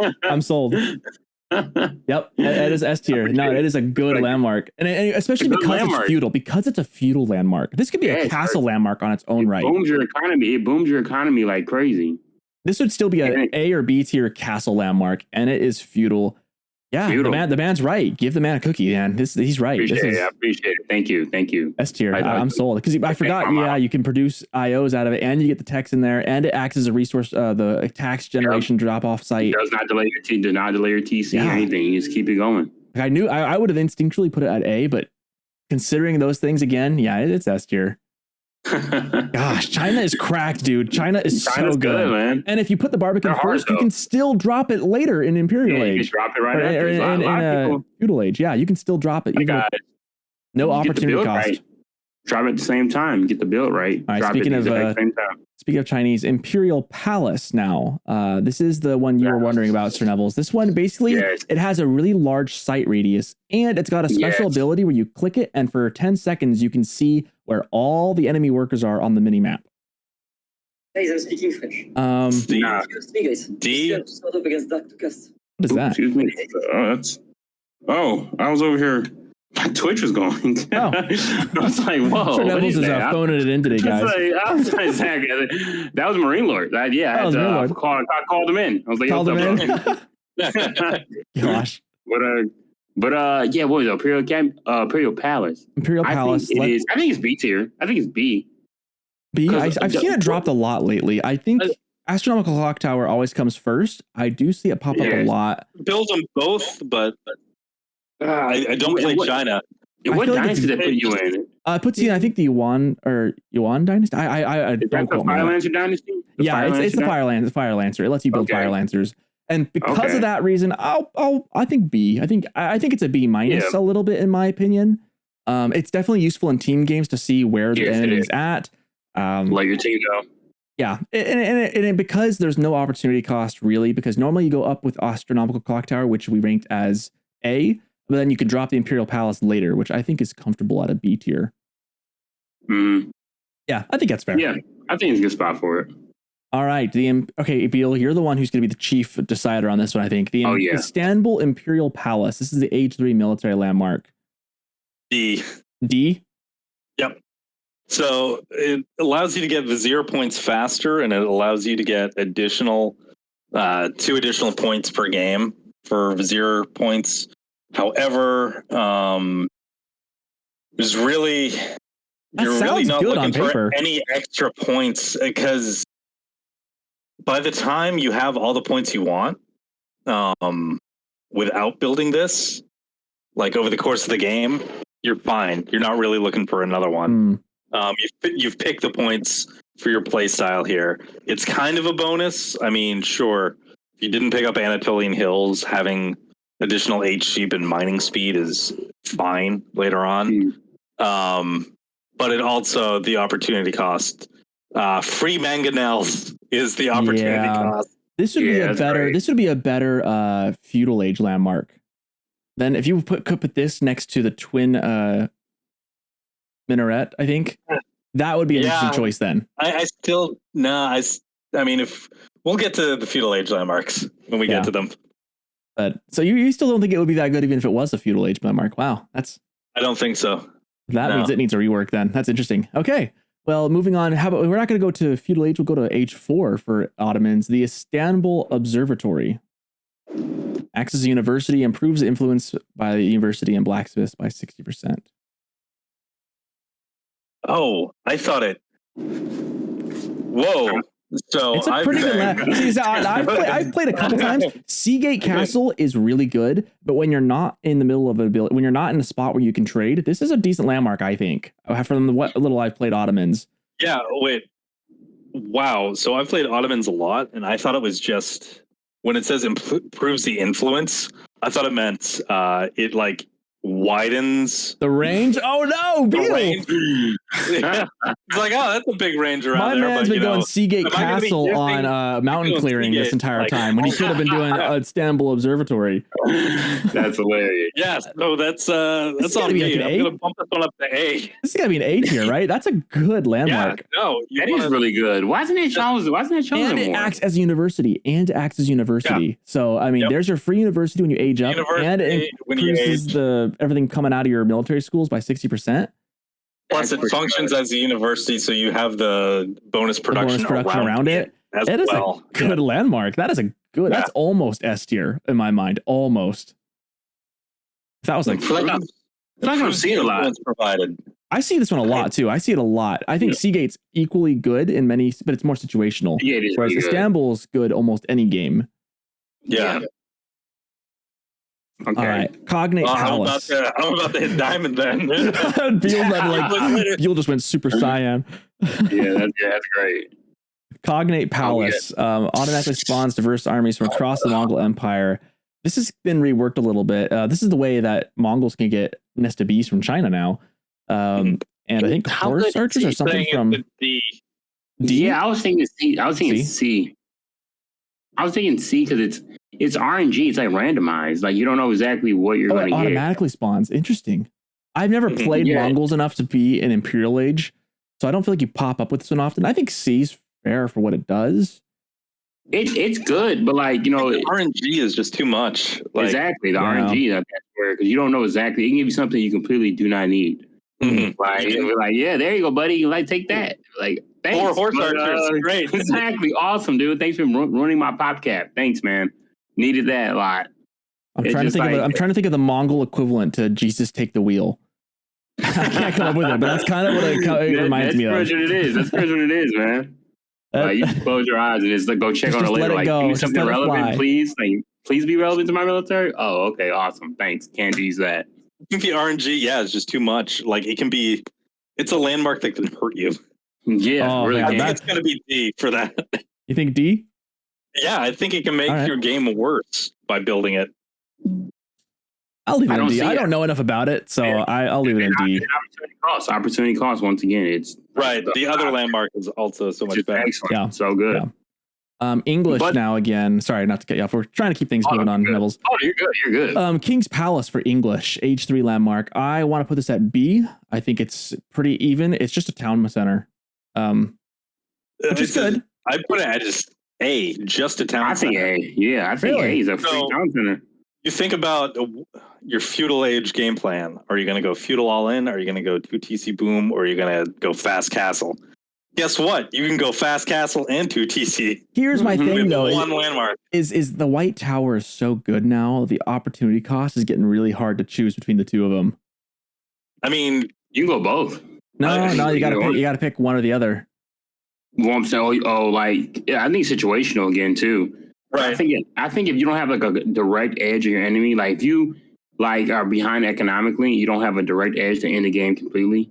I think you go King's Palace majority of the time. I played odd hours of the night, so I was like Lucifron, it was in his chat. Somebody asked that question. He said he goes King's Palace every time unless he like the guy's dead, he just won't surrender. So he'll build a White Tower right outside his base. That's what I used to do. I used to be all in on King's Palace, but the White Tower has just gotten so much better this season. It is really good. It used to be an automatic choice. It used to be an automatic choice. Now White Tower is once again viable.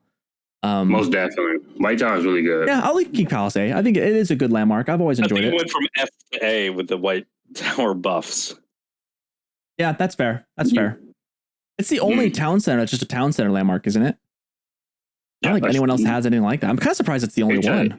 And it's a stronger second town center because the health is now. Oh yeah, the health is higher. Yeah. Yeah. You can't completely eliminate it. That's true. That's true. You can't just destroy it. All right. Kremlin, the H2 defensive landmark for the Rus. Now, Golden Gate is like the best landmark in the game. We don't want to spoil it. We've said it before on this podcast. We have said it before numerous times. If Aachen Chapel is like a great landmark, Golden Gate is just a little bit better, right? Golden Gate's great. I want to put Kremlin in S. You want to put Kremlin in S tier as well?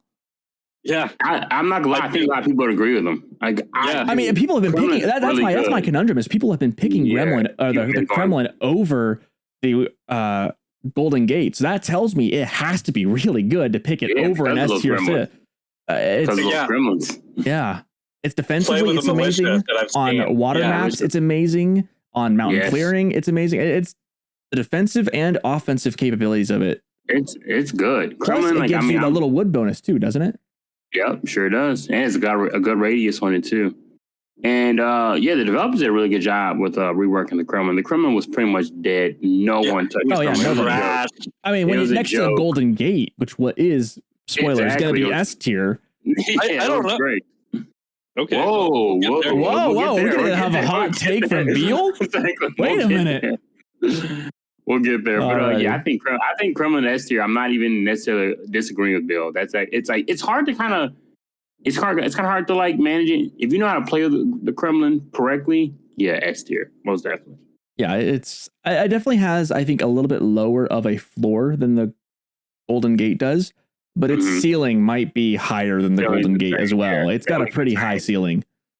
Moving on to the Mongols, the Kurultai H3 landmark. Now, I think this landmark is slept on a little bit at times. I think I'm seeing it more and more. This is a good landmark. The fact that you can move it, I think, makes it crazy good. They've changed it and reworked it so that now you don't need to have a con next to it. You just place it down and it works. Nearby units within its aura heal 1 health per every second and gain an additional +2 attack damage, I think. This is at least A tier. This is at least A tier. I think A, most definitely. It's very great for the updates making the Mongol not be needed to be in radius for it to work. It's changed the game for it. It's so good. If you move it up next, if you kept it with you in the fight, you have such an advantage of the attack speed. It heals you a little bit, and the attack speed is insane. You win like fights you probably weren't even supposed to win. Yeah, it used to be like C tier when you had to have the Mongol, the con next to it. But now that you don't need to have that, it jumps up to A easily, especially when you play it right. Again, this is one of those landmarks that has a low floor, very high ceiling, and it's just on how you play it. And especially, it goes really well if you decide to go trade. If you go trade into that, it's very good. Yeah. Well, that's how it goes with Mongols. Do you go Silver Tree to allow yourself to build the Kurultai? Because otherwise, then the other landmark is going to be you have way too much. Someone says he's overkill. Right, but if you go Silver Tree and step it out, it's like, dude, we get it. Dude's just like Jeff Bezos at AOE4, like, you got it all, dude. Relax, like, chill out, man. You don't need. Why do you need more? Mr. Krabs, what inspired you to build a second Krusty Krab right next to the first one? Most definitely. There you go. Exactly, right there. All right, Mansa Quarry from Malians. Now, this is interesting because both landmarks in the feudal age for Malians have had their heyday. Originally, Mansa Quarry was the way to go. Then the tower came in. The tower landmark that they have came in. The trade network, the Sultani trade network. No, not Sultani trade network. The what is it? It's a something trade. The Saharan trade network. Yes. They both start with S. That one took over for a while and was dominant with the fast castle Farimba. Now I feel like Mansa Quarry's gotten popular again with the corral now being the choice and going for the scouts, the warrior scouts. This is a decent landmark, generates 75 gold per minute, or you can toggle to have stone instead. Basically, it's just free resources and it continues to go on forever. I think this one's at least B tier, if not A tier. I'd say it's A. Yeah, maybe A. Does it scale at all? It stays the same, but the nice thing is you can change. It's constant though, and you can change between gold and stone. So you can immediately set it to gold and just have a second town center cooking ready to go. Oh yeah. So it's versatile. I like that you can. Yeah, it's kind of cool. I do like that. It's almost like a miniature like guild hall that just works a little bit differently. Yeah, I like that actually. And anything that's free resources is free resources, so it pays itself off after like 3 or 4 minutes. So yeah, that's Malians all day. They don't need to even need the base. Just get free resources. Yeah, no kidding. Just get everything. Wynguard Palace. Now here's a thought. Kremlin is as good as the Golden Gate, therefore it's S tier. Aachen Chapel is like one of the top 2 best landmarks, but people keep going Minework anyways. With the new technologies in Wynguard Palace, it's at least A tier.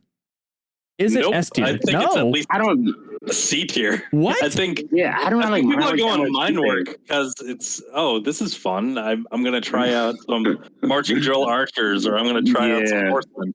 But kind of agree. I don't think. No, I think they're doing it just because HRE has been played the same way for so long that to have some more options open up the novelty that Minework gives you. I can feel Ascalon malding right now. Well, is Ascalon going to say it's a great landmark or that it's fun to watch? That's fair. Okay, definitely not S then. You're feeling like it's C? I can't be C. It's definitely better than the Elsbach, better than the House of Learning, better than the Chamber of Commerce. It's at least B tier.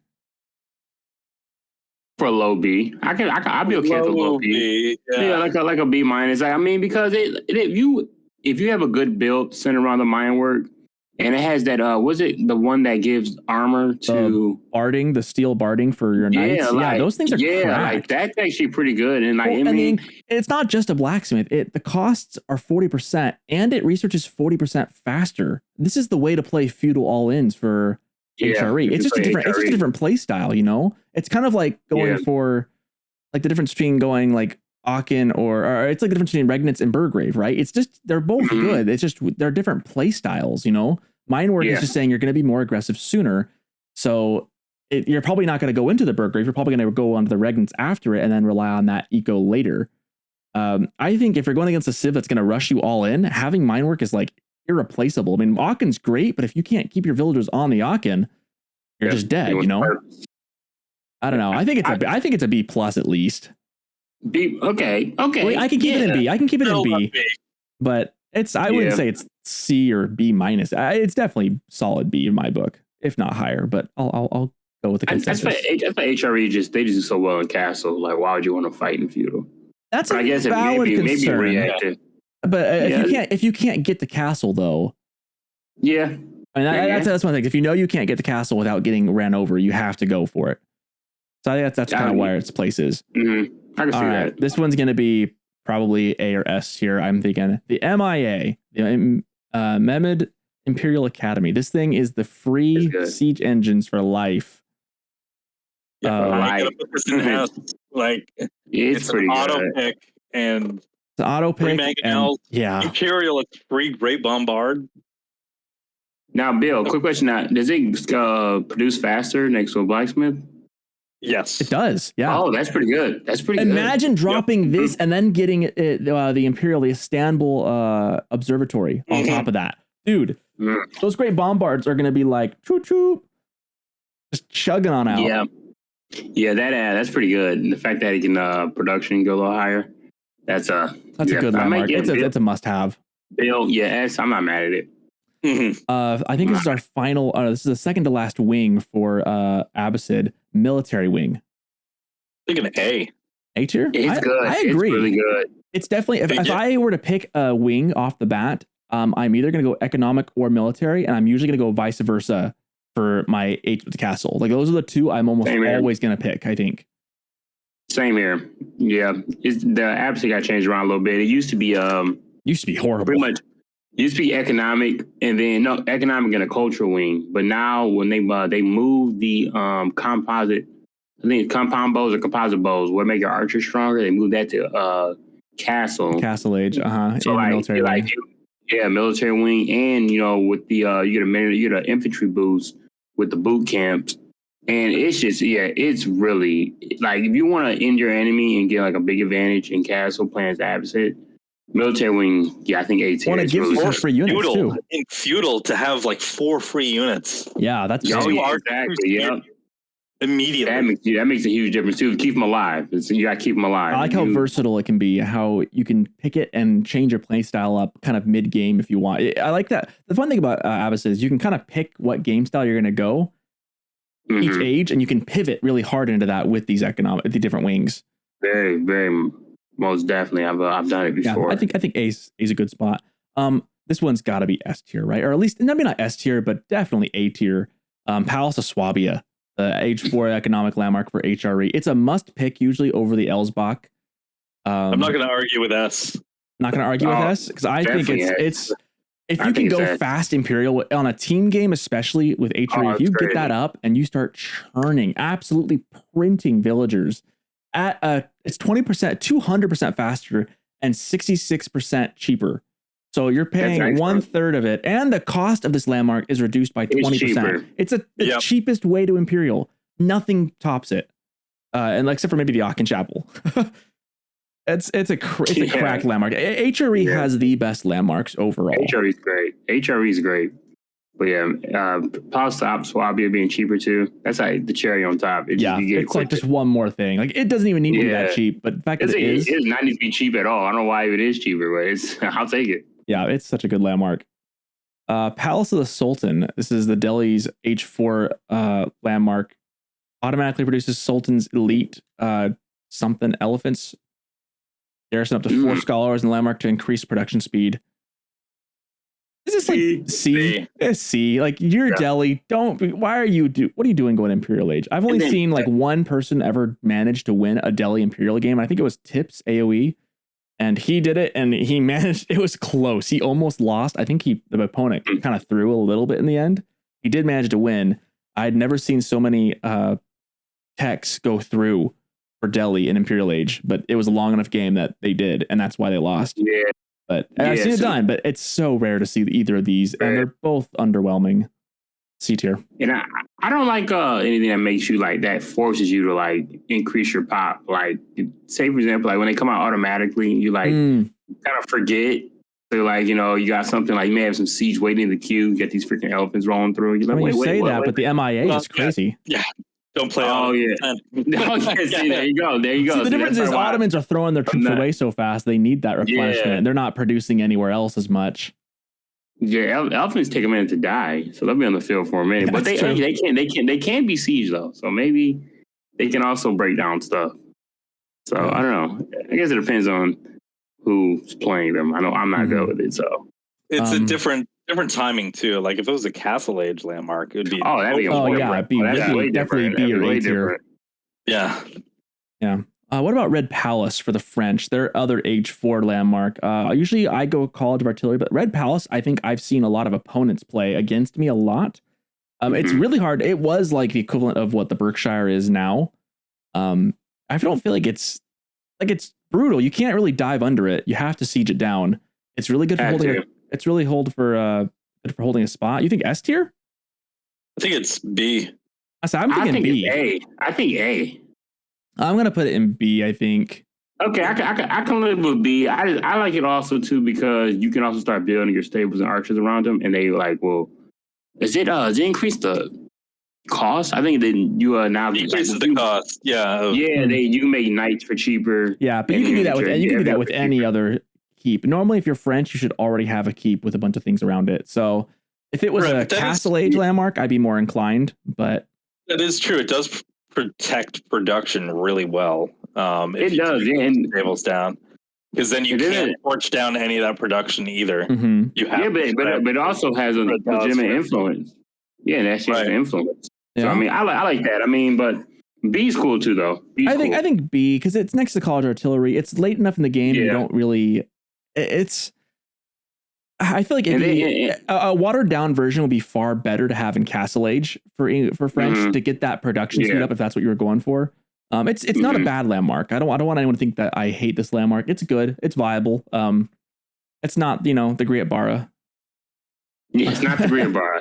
It's not that good. This next one's got to be at least A. Regnitz Cathedral.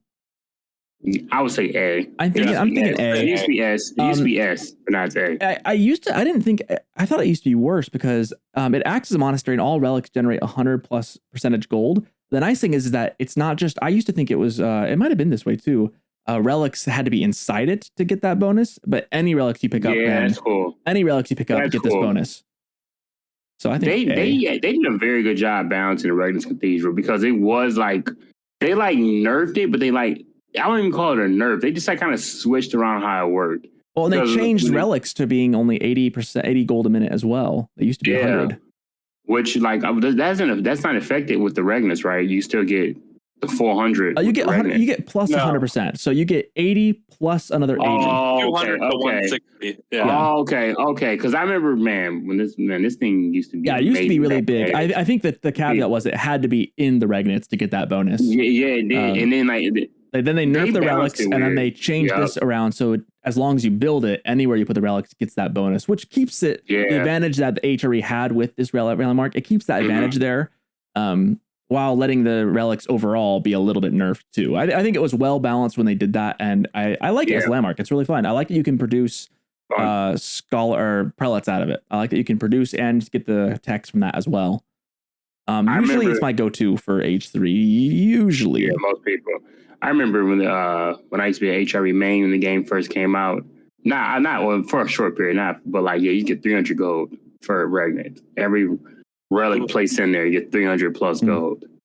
Dude, that thing was insane. It was cracked. It was beautiful. Missed those days. But yeah. Royal Institute for French. Royal Institute. This is age 3 where you get the royal bloodlines. This is a huge strat for French. I don't know that it's broken though. No, I'd say it's I don't think it's broken. I'd say A. Yeah. It's definitely you do want to go Guildhall. Yeah. But this is a good close out the game. Okay, I've got especially if you have enough knights. If you have 10, 12 knights still on the field, then you beef them up the royal bloodlines. Then you just start producing nothing but knights. www.moreknights.com. Then it gets nuts. This can. I think it's one of those high ceiling, medium floor kind of tax. Actually, below floor. If you build it and don't use it, and don't have the gold to use it, it's not going to get you anything. The Guildhall would be better, but when you've got the ability, me too. I've done it a lot. But when you have the gold to make use of this landmark, the dividends that you get out of it are massive. Yeah, I agree. Saharan Trade Network. This is the Malian one. Used to be really cracked. Still is pretty good. I'm ambivalent about this one. I gotta look this one up exactly because now I'm it's not on the gold pit. I kind of forget what it actually because people use it for the gold pit to free tower to defend. It's a free tower to defend the gold, and it increases the trade if they go through it. Okay. It was basically just used to defend the gold pit so you can get the Farimba up and have your secured gold. Oh, this is pretty cool. It'd be it's good. If you're playing Malians on prairie, you probably are going to lean towards this and dump it on your gold to keep that safe. Yeah. I'm B tier or C tier for this one? I'm B. No lower than B. Yeah, no. Yeah. Okay. It's good. It's a good landmark. I don't know that it's about even with the Mansa Quarry as well. It's good. It's not crazy. I think Mansa Quarry we put as A, but I think it's because it scales a little bit better. All right. School. We're almost through. We've got 1, 2, 3, 4, 5, 6, 7, 8, 9, 10, 11, 12, 13, 14, 15 left. We have these. There's almost 60 of these. So we're almost done. You're doing pretty good. How are we on time, Beale? How much longer do you got? I could do no later than like 30 more minutes in total. Okay, I was not planning on going any longer than that, so we will keep on going, guys. I'll have my end of notes and stuff like that in our www.morenice.com shout out at the end of this episode today, because we're just wanting to get through this. School of Cavalry, H2 military landmark for French. This is the go-to. This has got to be no lower than a B. I'm thinking closer to A. I say A. Yeah. It doesn't feel as broken as a council hall because it doesn't scale as much, but all other stables produce 20% faster as well. That right there. Yeah, all of your stables produce 20% faster. Maybe it is S tier. Close to S. I don't know. I didn't know that. Here's my thing. If you're going to say council hall is S tier, there's no way School of Cavalry isn't. Getting access to a castle age knight in feudal is pretty cracked, especially considering you're getting them like 1/5 faster as well. Yeah, I've seen us might say that French is a premium civ for premium players. Like, it's just like, I need to put that on a quote wall. French is I'm going to quote that to you forever. So French is a premium civ for premium players. It's up there, man. It's the fancy civ, man. You gotta get you got your mechanics, man. French is crazy. Yeah, looking at the other ones up here on S tier, Kremlin, MIA, Palace of Swabia, Imperial Academy, School of Cavalry just kind of fits in my mind next to the Council Hall. It's a good landmark. It's a must pick too. I think when you compare it, a lot of these landmarks up here, when you compare them to their opposite, usually I think we kind of have a perception that they're so S tier because they are really good. Then you compare them to what the other option is, and it's like, well, no duh that you think they're S tier. Their opposite choice sucks. Like, who's going to go for Abbia memes over Council Hall? Who's going to go for the trade, Chamber of Commerce over a School of Cavalry? Like, you're almost never going to do it. I mean, Aachen Chapel and the Mine we kind of already talked about, but most of these are the first choice for those feudal landmarks. Only one is Kremlin that's kind of shaky, like Kremlin. Yeah, Golden Gate we'll get to here in a moment too, because that one is. That one's another interesting choice. Like, where is Golden Gate? I haven't seen. Oh, there it is. There you go. It's in the Golden Gate for T. All right, Seagate Castle. This thing was S tier. Was it? Well, okay, maybe not. It felt S tier when you get the trade network next to it. This thing has been nerfed. It's B. I would say right now it's B. It was at least A when it was like 40% trade boost. Oh, they take the 40% off? What is it now? And now it's 30. Okay. Still not bad. Yeah, not bad. This is by being no means a bad landmark. As far as keep landmarks go, I like it a lot, actually. I like that it's more than just a keep.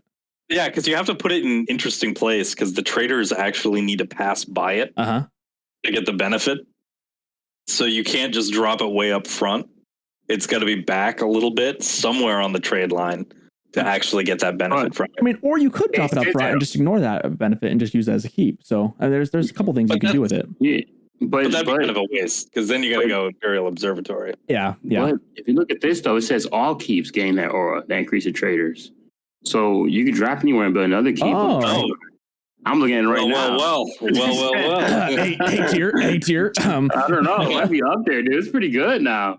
You know, I'm noticing a trend that there's a lot of these landmarks that have like little bonuses that we're not always 100% familiar with, like little things like that. I did not know that, dude. I thought it was just. I'm going to say it's A tier. Cool. I'm going to say that makes it A tier. I might say A tier, yeah, because you just drop your. Yeah, if you're going trade with Ottomans, that's what you're taking. Yeah, that makes way more. I learned that just not looking at Daily Forward. Great site. Great site. How about that? Yeah, there are a lot of landmarks in this game. Okay, next up we have the Silver Tree. We've already talked about this one a little bit. It's the H2 economic landmark for the Mongols. Acts as a market, production speed increased by 50% with a 50% reduced cost.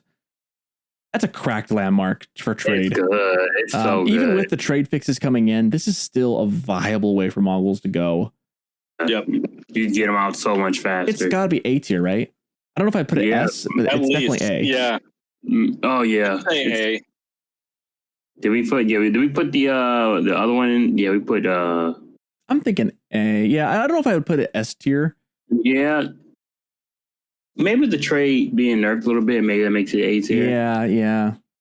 It's like A plus. It's definitely getting up there, especially with the strat that was available with the crazy trade, like a crazy trade crisis of early 2023.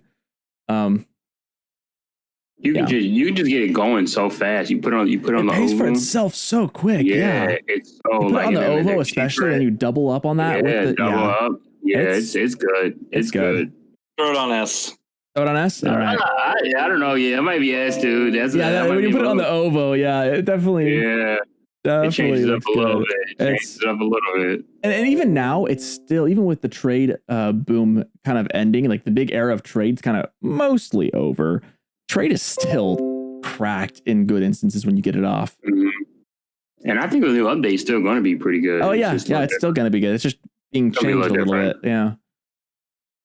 All right. I'm going to say this wrong. The Spasskaya Tower. This is the H4 defensive landmark for Rus. It acts as a keep with all weapon emplacements and increased health. It unlocks the building of stone walls and stone gates and stone wall towers for Rus. That's new, isn't it? That last part's new, I thought. I think that's always been that. A couple patches ago, they put that in there. Oh, okay. Yeah, I remember that being kind of new. I don't think I've ever seen it played. Not often. I think it's a C. That's what I was thinking. C here. Opportunity cost, and it's not even that good of a keep landmark. Yeah. It has the emplacements on there with additional health. Like by the time you want stone walls, I guess by the time you want stone walls, the ones you already get are so good, and Rus takes such good map control as it is. I don't know that you would really get a lot of benefit out of that. I mean, you wouldn't want to have to invest in the stone at that point. Yeah, they updated. I don't even see Rus still build stone walls ever. No. So I guess that's a pretty good spot for it. Spirit Way for the Chinese. This is H4 military and technology landmark. I think this is a go-to for the Chinese. I think A is kind of my initial thought. It's a dynasty where the technologies can be researched for less than 50% reduced cost and 150% research speed. When a dynasty unit is killed, nearby units receive plus 20% attack speed and plus 20 health for over 10 seconds. Yeah, it's pretty good. It's at least A. It's definitely something you see on the battlefield. You see the effect of it everywhere when you play Chinese and Imperial Age with it. It's pretty good. Yeah, it took me so long to realize how China was healing themselves. Yeah. What's going on here? I killed one in the Where's that scholar at? Yep. Spirit Way, man. It's a good Imperial Age landmark. I like that it just kind of gives you some passive buffs across the board, and you can research some other things. Maybe it's a bit powerful, but it's good. And the Chinese is just such cracked civ as it is, because of just how they work. And that landmark is, I think that's the go-to landmark for H4. Yeah, I guess it's a situation where I think most of the time. Like ideally, you want to put that. The Stone Gate Tower, you usually go later. If you drop it for aggressively or something, it's not. You don't want to be dropping it in desperation. Yeah, just to end them. Yeah, I get it. Here's another very, very. I'm going to say this is a very viable landmark coming up here. H3 economic landmark for the Mongols. The Steppe Redoubt acts as a gur, which is the resource drop-off point, and gold dropped off at this landmark is increased by 50%. Fun story on this one. I love when people drop this next to their town center gold, and then the villagers head to the town center instead of dropping it off the Steppe Redoubt. It's like, oh man, you realize it late. Like, wait, they've been dropping over here the whole time. I love when my opponents do that, and it's like, haha, I don't know what you were thinking. That's funny. This is a good landmark. It's kind of like you either go Silver Tree into Kurlatai, or you go Deer Stones into Steppe Redoubt, and those are the two paths you take. A for you? I'd say it's A. Yeah, I think A. Yeah. It's 50%. 50%. It's really good. That's so good. That's so much gold. If any other civ had this. Yeah, everybody would want this. Give it to the French. Well, and the way you play this too is you play it, and then you start getting the gold, and then normally you send out men at arms, and you use that gold or lancers, and it just is. Yeah. It's a really good way to transition into Castle Age and to beef up your army with heavy units. Definitely plays well into the Mongols. Get the pastures going, got your food and gold taken care of right there. Spam them with lancers. Yeah. Sultani Trade Network, H2 economic landmark, unique to the Ottomans. Beale, have you ever played this? What's the percentage of you playing this as opposed to the Twin Minaret? 15% maybe. On Prairie, I'll take this just because there's enough food where you can start building up some passive gold over time, because you can get up to, you build this, you garrison enough traders, and you can pull in, I think each trader is like 24 gold a minute. 28 garrison. Okay, 28. Yeah, let's got nerfed. No, it says 28 right here.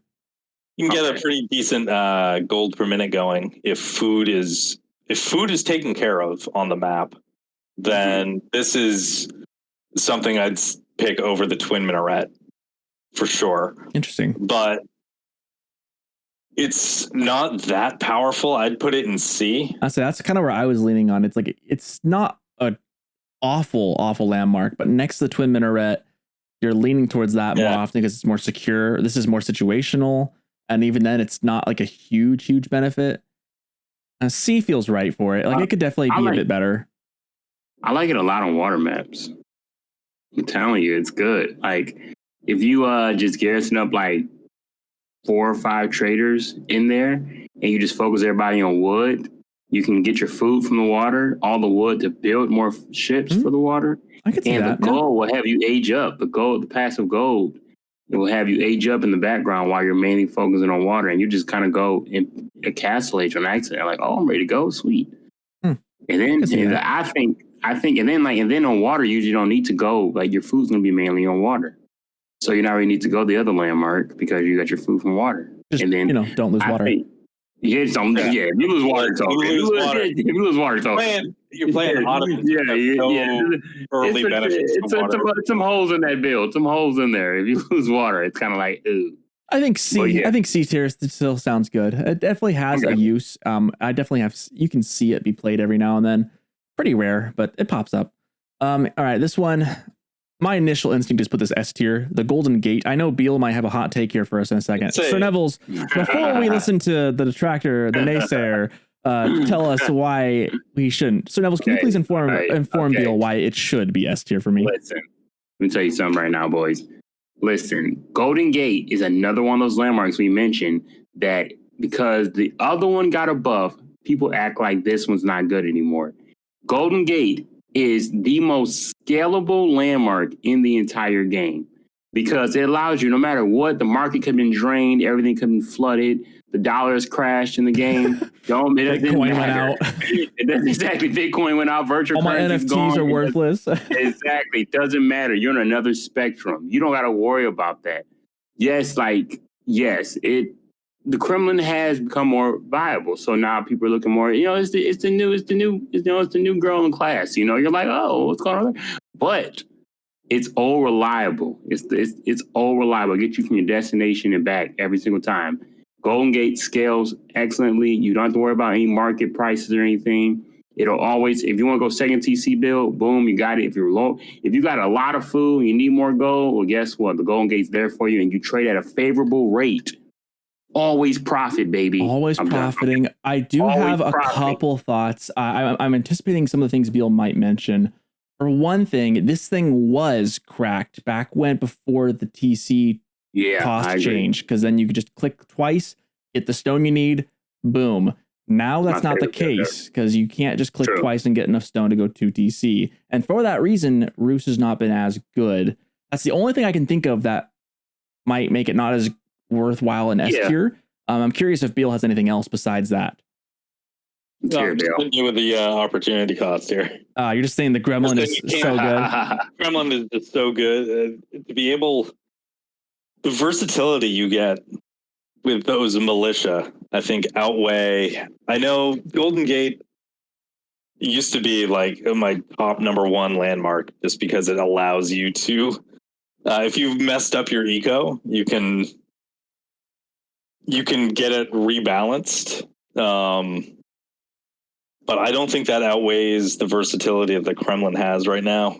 That was my other thought too, is like Golden Gate is kind of almost a crutch for when you mess up. If you play better, you don't need it. But there's something about having a good crutch though. There's something about that. And Sir Nevels said it best. You trade at a favorable rate. So it's not even just a crutch. It's you are investing one way or another.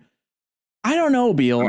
Is it wrong to have, it might be wrong to have 2 S tier civs or S tier landmarks for the same civ in the same age.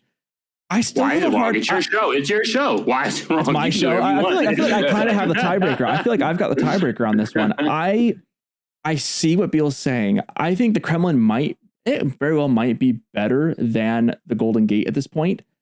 I don't know that necessarily means the Golden Gate is not an S tier landmark in its own right, even still, because it's so such a good crutch. It's so clutch in good moments. It trades at a favorable rate. It did get a little bit of a nerf indirectly because of the town center thing.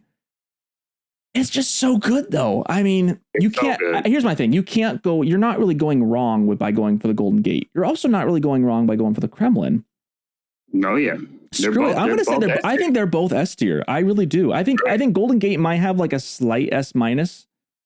Maybe S minus. Like Kremlin might be a little bit better. I can definitely see what Beale's saying. Like if you play 100%, because you can't just say that the Golden Gate is a strat. Because it used to be the Golden Gate was a strat to get a quick second town center. Now it can help with that, but it's not a given.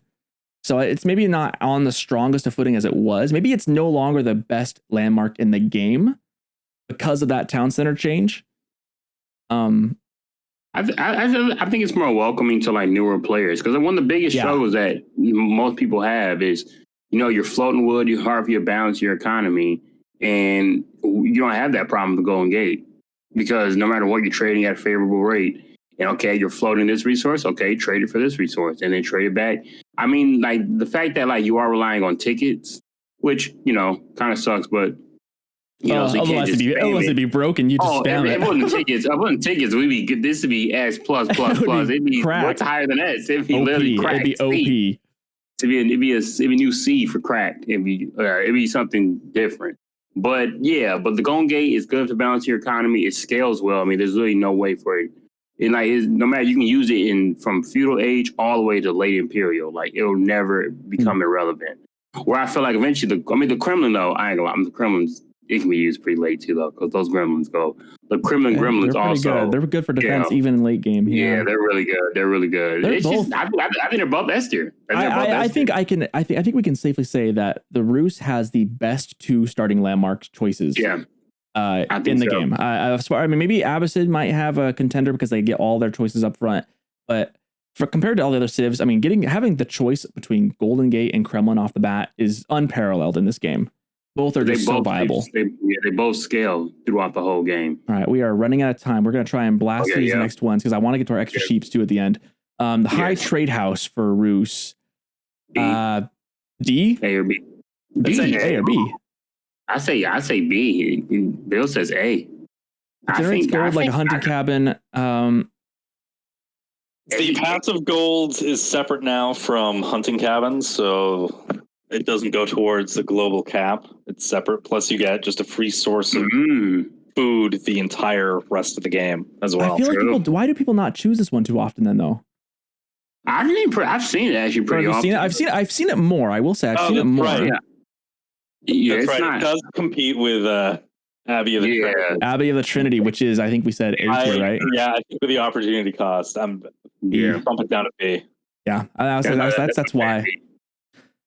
Yeah, but it's really good. I think it suffers from the competition, whereas Golden Gate and Kremlin like both can overcome the competition. I think that one it is not used as much, but I'm glad to know that it's a viable choice still. And it's great if your bounty's low. Yeah, if your bounty's low, just get the high free bounty. Yeah, that's a good point. Good point. The White Stupa, H4 economic landmark. I think it's the go-to for Mongols, right? Yes. Acts as an ovo and produces 240 stone a minute without a stone outcropping. It's A. That's A tier for me. I think. Maybe S, A or S. I wouldn't say S because going that late in the game, going in H4 as Mongols doesn't feel great. I will say A. I think is A. Where it belongs. Yeah, A is a good spot for that. You make towers, you get the bombard placement on it with all that stone. It's broke. Yeah, Mongols get pretty scary. This used to be a meme. This used to be as memey as the Abbey of Kings. This one has come around. It is now one of the go-to landmarks. I've seen it played more often than not. The Tower of Victory for the Delhi, H2 military landmark. Where did we put their other feudal landmark? Because it should be right there. English, Mongols, Rus, Dome of the French, Faith. Chinese. That's even B. Dome of the Faith. So B. Put it right next to Dome of the Faith. Yeah, that's pretty good spot for it. They're both really pretty good. They're both like you can for sure get away with both. Tower of Victory used to be like a D tier. It has been reworked, and yeah, it's decent now. Tower of Victory was like E. Tower of Victory was like E, something below like E, like below D tier. Man. The description of it was even like a little confusing. It was like, yeah, you don't get no benefits right away, but like just stick with it. Like just like the that was the H3 one. Oh, was it? Yeah, that is the H3 one. That's at the one that has the House of Learning grants no immediate bonus. That is in C tier. Yeah, is in C. Okay, I got mixing them up. That's the one people are like, huh? No one's gonna feel bad for mixing any of these up because there's like 58 of these. Like it's an incredibly large amount. This episode has been just all like landmarks. Yeah, that's crazy. That's crazy. I think putting Tower of Victory next to Dome of Faith, they are both of equal value now. And Delhi does a really good job. I think they're both balanced in that regard. Okay, final wing of all the wings of the House of Learning, or House of Wisdom, sorry. The trade wing. I think this is the weakest of them all. It's very, very... It can be really good. Unless you get it going. But that's the big unless. High risk, high reward. I want to lean towards C for this one. I don't know about C. I think it's higher than C. B is a good spot for it. A or B. Oh, it's not A. It can't be A. Abbasid has like really good trade benefits. But opportunity cost, though. When are you going to go for trade wing over the other three wings, right? Well, it depends on when you do it. I guess it depends. True. It's hard. Like on Hideout. On Hideout, yeah. I could see that. On like Kill and Dale, I bet you could do it. Like on closed maps, Altai. Oh yeah, that's excellent. I'll do B. Yeah. I think B's fair. Yeah, I think B's fair. Yeah. I can't wait for Askeladd to just tear us apart in all of our choices. Oh yeah, it's going great. He's going to be so ready to just shred us. Although I'd love to see someone do a better job than I think we've been pretty thorough through these for the most part. I think so. You have our credit. I think so. Twin Minaret Madrasa. I think A. Yeah, it's really good. Solid A. Oh, on land maps, that's like it's so good. Yep. Like berries that are harvested 50% faster. But it's really good. It's kind of like the Mansa Quarry, right? It just consistent stuff. Granted, you have to put 4 villagers on that. Well, you do have to put vills on. Yeah, so it turns 4 vills into 6 vills. Yeah, that's good. And it also is just like super resources safe that don't deplete. Yeah, near your town center. Yeah. I don't feel like it scales wonderfully. No, but it's great through feudal. Yeah, and that's what Ottomans are the best. I feel. And like it's not like it gets worse over time. Like those villagers are still there always. It's okay. A's probably maybe a little generous, but A minus. This one has gone from the depths of like C to now at least B or A. Maybe I'm leaning towards A for the White Tower for English. The White Tower. Yeah, because there's so much you can do. Like because it's a production building. It's a production for building. Everything. Yeah, because English keeps the production buildings. It's so good when you pop it up. 100% faster. Yeah, that's so good. Throw it down. Pump out some knights. Pump out a trebuchet. Pump out a Springald if you're getting hit with siege. Mm-hmm. If you got HRE spamming you and you've got your council hall, you can start really cranking out crossbows. Yep. It's a good landmark, and it's a pretty good keep too. It's a pretty good keep. Most definitely. This is definitely one of the comeback landmarks of the year, I think, because it used to be kind of a joke, and it was like, oh, you can tell who a new player is by when they go for this over King's Palace. But now, like I was mentioning, like it's a really hard choice now because King's Palace is also A tier. Do you go for the TC or do you want to go for a 2 TC play into White Tower? I think it makes English far more versatile than they used to be. A little less one-dimensional. I agree. Last, but maybe least. Maybe not least. This used to be like almost a A or S tier. I'm curious what you guys will think about it. I'm not sure where I put it at this point. Maybe above, definitely at least B, if not higher. Wynguard Palace, the H4 military landmark for English. They've reworked it a little bit, and we hate the elite longbowmen and the what is it?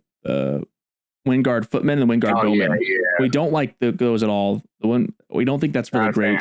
The trebs you get out of it though are still solid. I was gonna say it doesn't matter. Don't pick them. Yeah, the trebs. You can still make the trebs. I'm leaning towards this thing was close to S tier. I think A is fair. Yeah, if you're on the offensive, this thing is really good. It's good. I almost wonder if aggressive Berkshire is better though. Like I'm leaning towards the Berkshire, I think, just because it's so good. Wynguard Palace feels worse. Wynguard Palace was a solid A+ before. Now it's like A- to me. Yeah, I think you might be. Yeah, I think you might be correct with that. Like it's one of those like situational. Like I mean, if you're like really like pretty much got the enemy on his back foot in his base, you start spamming out those cheaper trebs. It's just you can get out so many on the field, like it scales. Then they come to a little military with it to protect it. Yeah. But really those trebuchets, like when you keep them alive and you get them out in a decent amount, it ends the game. You can basically just back them down, just like just inch them down one by one. You're destroying their military. They're going further back. You're inching forward. It's. I think it's A. Yeah, it's a good one. And that concludes our tier list. Man, take a deep breath. Well done. We have done it. I'm not going to read these out. There's too many to read out. I will post this on our Discord and in the Griot Bar Discord if everyone can then see and blast it to pieces. But this was a long list of landmarks. We will take a short break and we'll be right back with our extra sheeps.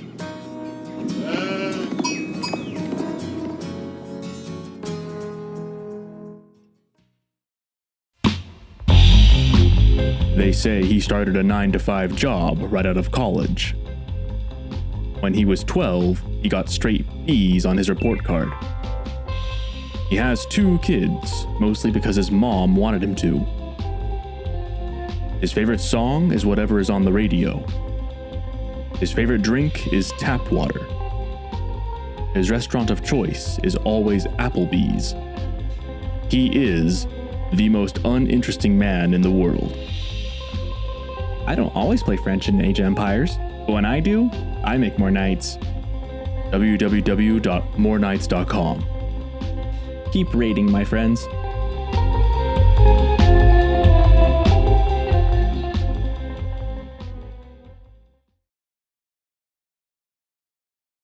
Hello, this is Socerton back again. I just want to do my part of the show. Usually I do this a little later, but we're putting all of our little break. We just did one break today, so it's all right here. This is the break. Just want to give my normal shout outs that I usually do. You'll probably skip past this part. Hopefully you guys don't. I like to think I have a couple of good housekeeping things that kind of nest in here as well. Namely, the Patreon I mentioned this in here. If you want to become a member of our Patreon and support the show directly with your cold, hard-earned cash, wow, first of all, I'm really impressed that there are people who've even done so far. I'm really pleased by that fact. Hopefully this product is enough that you guys enjoy it. Shout out to the couple of people who have donated. And I want to point out one person in particular who went way above and beyond in this. I did not need to do this. I'm going to shout him out here because he was super awesome about it. Mark 2.0 was kind enough to donate $100 to this podcast. That is going straight into the cost of maintaining this podcast for the whole rest of the year. And now any extra funds we get at this point, I'm going to be starting to pool up a little nest egg if I can with the extra funds we get. And I'll try to see if we can get some merchandise going. So that's kind of my big little soft announcement of that, is that because of Mark 2.0 and his incredible generosity, that is enabling us to do more of this podcast. So we will probably make some merch of some sort or another. I'm thinking maybe in the future we do some kind of drawing or some kind of raffle. I don't really know what that's going to look like yet. I haven't really given it that much thought because, as I mentioned at the very beginning of this episode, my wife just gave birth to our beautiful little girl. So life's been busy. You guys know how it is. But I do want to do something like that down the road. That is something I've kind of been placing little feelers out to see what people think. I've gotten some good feedback on that, so I think that might be something I'll try and do. I think our logo on a mug and maybe a t-shirt would be kind of cool to have. I know I'd like to have it, so I might be looking to do something of the sorts, maybe do a giveaway. We'll see. Depends on how much proceeds we get. The more we get, the more we can do. So if you want to become a member of our Patreon and possibly get some extra content, we might. I think today we actually recorded a little bit of extra content. I'll be posting that on the Patreon for those who have donated. So yeah, we do have things coming down the pipe for you guys. We're working on doing more. So big shout out to all those who have donated in cold hard cash to the podcast, to our various Twitch streams, etc. We notice it. We are enthralled to see it. And the feedback that you guys have given has just been awesome. I don't think I've had anyone give us really negative feedback so much. Everyone's just been super positive and has been very helpful. We definitely appreciate the feedback and anything we can do to get better. Obviously, sometimes we talk over each other. Sometimes our audio quality is not 100%. We're working on those things. We are aware of the flaws that we have. But I think we're pretty proud of this product and pretty proud of the show. It's been really fun working with Beale and Sir Nevels and Caleb. Big shout out to those guys. Caleb, I mentioned earlier in this episode that he might be back next week. He won't be. He'll probably be out a couple weeks. He might come back later. He's got a lot of busy things he's doing. Sir Nevels will be out next week as well. We'll either find someone to step in for that week, or it'll be me and Beale, and we'll have a blast as well. We'll figure something out. The show will go on, so don't you guys worry. I know how much this means to a lot of you guys, and I really appreciate that you guys care. Hopefully you guys are enjoying this wherever it's finding you. In other news for the podcast, I just want to let you guys know that our last episode was our best performing so far as stats wise. I get to kind of see the deep dive behind the scenes of the stats and how well each episode goes. We've had mostly just up and up and up. One of our episodes was not as well received as others as far as just sheer downloads. Last episode, though, was like a huge, definitely on the trend of up and up. More people are finding this podcast, more people are listening. And that is exciting. That tells me that there has been some word of mouth, some people who've been talking about it and spreading the podcast out. Spreading. I sound like what's his name? Sean Connery. Spreading the podcast. That was a terrible Sean Connery impression. I'm sorry, guys. Regardless, I noticed a couple different people posting about this podcast on different forums and on Reddit and on a couple different places. Stuff like that is just super exciting when I'm not the only one promoting it. So if you are so inclined to promote this podcast as well, we welcome that 100%. We'd love to spread the show. We'd love to get it out to as many people who play this game as possible. I know we're probably only reaching a very small fraction of the people who are very invested in this game. So for those of you who are spreading the news, thank you. Thank you very much. Keep doing so. And for those who have not done so, feel free to. We would love to keep introducing more people to the show. On that, if you want to join the Discord, my personal Discord is Socerton on Twitch. I have links to that in the description. You can find a channel dedicated to this podcast, and we have podcasts. We discuss things.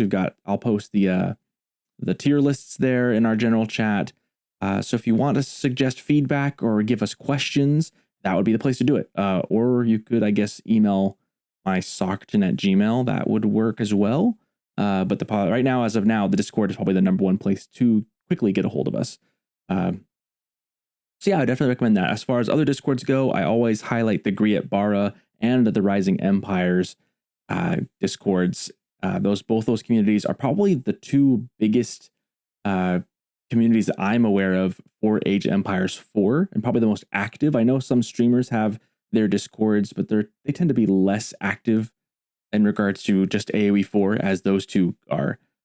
We were joking with ourselves that the Wynguard Palace has gotten big enough now that its moderation has become a concern, and they actually had to start thinking about how they're moderating it, making sure it's a good, safe space for everyone. And I thought that was kind of neat. Like, wow, we're big enough that that's become a thing. Like, that's awesome. The community behind this game is really big. That's why we have this podcast. So super stoked about that. I want to shout out Beale and Sir Nevels again for their continued commitment to this podcast.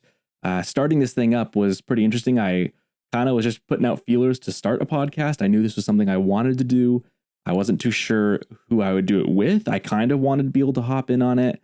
Sir Nevels really kind of just jumped right on the train. I was like, yo, I want to do this. And I was like, hey, why not? Let's have you hop into. Both of them have been pretty reliable, and I've been super happy about that. They don't get anything in return for this other than just the joy of knowing that we're adding to this podcast. So big shout out to them and their contributions. This thing would not have been what it was without them. I think besides that, I've covered most things. I do want to shout out as well www.morenights.com. I know that's been one of the highlights of these episodes, is that I always make a silly morenights.com commercial, or my wife does, or a combination of us both. We did that before we were actually partnered really with them. I just really loved their community and what they did with that website. Thought that was really funny. And eventually we kind of got in touch and I was like, yo, we should actually be partners and make this a little more official. We are officially partners of www.morenights.com. We are happy to keep promoting them. I definitely encourage you guys to take a look at the website. It actually is pretty funny. It's a fun little meme, fun little sponsor thing. I think they were talking about wanting to do a tournament sometime down the future. It gets kind of hard to make tournaments. In fact, someone's asked me when are we doing a more extra sheep tournament of some sort. And I kind of laughed at that saying, oh my goodness, there's so many tournaments already for this game. That would be just another big headache and hassle. Maybe one day. I am not promising anything on that. But my big point of this was to really just commend www.morenights.com, Shoes, and a couple of all the other guys who have worked on getting that up. I love it. I think stuff like that is what makes this game so fun, that we have a really dedicated community of people who just make content behind it just for fun, just because it's fun. And that's kind of why this podcast is here. And that's why you're listening. So I think that's about everything. I'm looking over at my missus who's sitting in bed. If I'm missing anything, she's giving me a thumbs up. So I guess that's it. I'll send you guys back to the rest of this episode.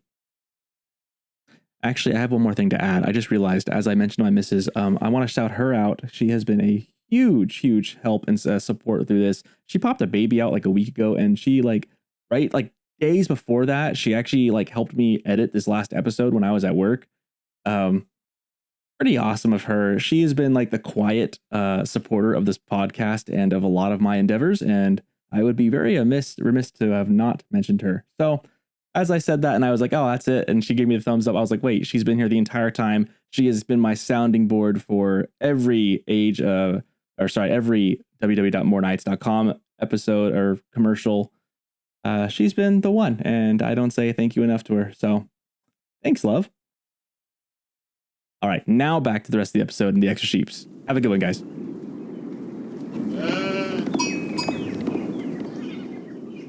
And we're back. Time for our extra sheeps. I'm going to let Beale go first in case he needs to dip out a little early here. We are really close to our time for our extra sheep. So take it away, Beale. What's your extra sheep? Well, so my extra sheep has been a fast castle build order that I picked up I think 2 weeks ago after we recorded the other episode. A fast castle Ottoman build order by Kino Blues, which has really helped me against HRE. Because I've noticed as Ottomans, you really don't have an answer in feudal to men-at-arms. At the start, when they only have a couple, when you're facing English or HRE, and they only have a couple of men-at-arms out, it's doable with your mass. But as soon as they start massing that up, Ottomans really suffer. So I've been playing this fast castle Ottoman build order into HRE, and it's been working amazingly. You open with a standard 8 on food, 3 on gold.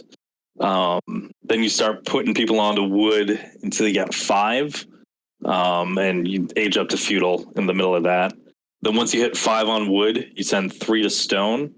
Mm-hmm. And your aim is to age up to castle with 2 stables and 2 military schools, so that once you hit castle, you can immediately start pushing out knights as well as crossbows from the military schools. And it's worked insanely well for me. I won one of the games in the Low Elo Legends mid-bracket a couple weeks back using this build order. It's a knight crossbowman comp? Yeah, get to fast castle, get knight crossbowman out instead of playing feudal. Oh, that's hot. Yeah, that's one thing I feel like Ottomans tend to struggle if you can hold off their initial push in feudal and then age up quick enough and get some heavy units. Or if you're English and start putting out men-at-arms, that tends to be a good way to hold off Ottomans. So that's neat. Fast castle Ottomans, gosh. Because Ottomans, need to be just that much better. Those things they're already almost as bad as Malians. They're so good. They're a good civ. They are good. Ottomans are good, man. They're fun to play too. They're a fun civ. All right. 100%. I'll take mental notes, Bill. I'm trying to. I want to get more versatile with my civ picks. Yeah. So I'm trying to think about giving Ottomans a swing. I should do the same, really. My extra sheet today, I haven't been playing as much, obviously with new baby coming. I've been pretty preoccupied in playing other games to be a little more chill. Thank you. My wife did all the work. I did get to play a couple of games, just kind of a quick play, just kind of trying to keep my, keep the rust from building up, keep my skills sharp if I can. And I had the fun thing about being in quick matches, you get some mega random games every now and then. And it was one of my favorite matchups. I was playing as English because I was like, mega random, don't know what to expect. I'll just play as English. Easy win, right? And I get matched up against a French player, which I love. That's a civilization matchup. I love going against French. It's a good challenge. I really enjoy holding off the push and trying to age up the castle. I love it. I love that matchup. It's what I'm really good at. And mega random popped up, and I've got some water. I got like a little river going through my base. Perfect. I go for water. He ages up at the standard time without going water, and I see he's kind of far from it. He doesn't seem to have any water, so I'm expecting him to go heavy into knights, heavy into raiding. I do the thing you're supposed to do. I build a couple of barracks, get some spears going. I hold off. I think he got one villager off on me, but otherwise, I think I killed a knight or two of his. So I think I was up a little bit. And then as I start pushing out, looking for his base and scouting it fully, I come to realize we're both kind of on the right upper. I'm on the north part of the map. He's on like the southeast more, and the entire west side of the map, north and south, is almost cut off on his side by a huge wood line. I was like, oh my gosh, there's no way to get through. I was going to try and hit him from the side. There was no way to get through. This poor guy got trapped in, and then he tried building a keep towards the end. He kind of turtled up and had one gold in the far right corner, and I put a white tower aggressively up front, boxed him in. He tried building a keep to hold on to his last gold vein, and he did the doubt keep, which if you don't know is where you have a keep where it's not quite finished. Like he died, all of his villas died with it like right there, and he GG'd into that, and I felt so good getting the doubt keep denial. But my big takeaway from this was that mega random, and it really more just maps in general, how maps spawn can really set you up for success and failure. Mega random probably more so than any, because he had no access to water that I didn't already have covered, and he had no way to branch out. He was boxed in, and it just completely crushed him. And I felt bad. I told the guy, I was like, man, you really lost this because the map screwed you, not because you did anything wrong. Like I just played my game by the textbook game I'm supposed to play, and that just left you no errors to exploit. So you just got hosed. And I just thought that was really interesting, that map generation. We talked about maps a couple episodes ago, and man, it can make a big difference. I think we need a more, I think mirrored random would be much nicer for players. And I think that needs to be in the game. So that's my extra sheet. Yeah, I agree. Most definitely. Sir Nevels, I think you're the last one, my friend. Oh, the last one. Oh, I gotta close it out. Well, mine could most definitely be something that's very well known. I just figured out from a recent game I played. To make it brief, so I queue up on my account at very weird hours. So I guess I match a lot of Eastern Europeans, but so it's a famous, I'll say she's a pretty prominent comedian. Her name is Angelica. I match up with her pretty often. She's from Ukraine, right? Yeah, she's from Ukraine. Yeah, I've seen some of her streams.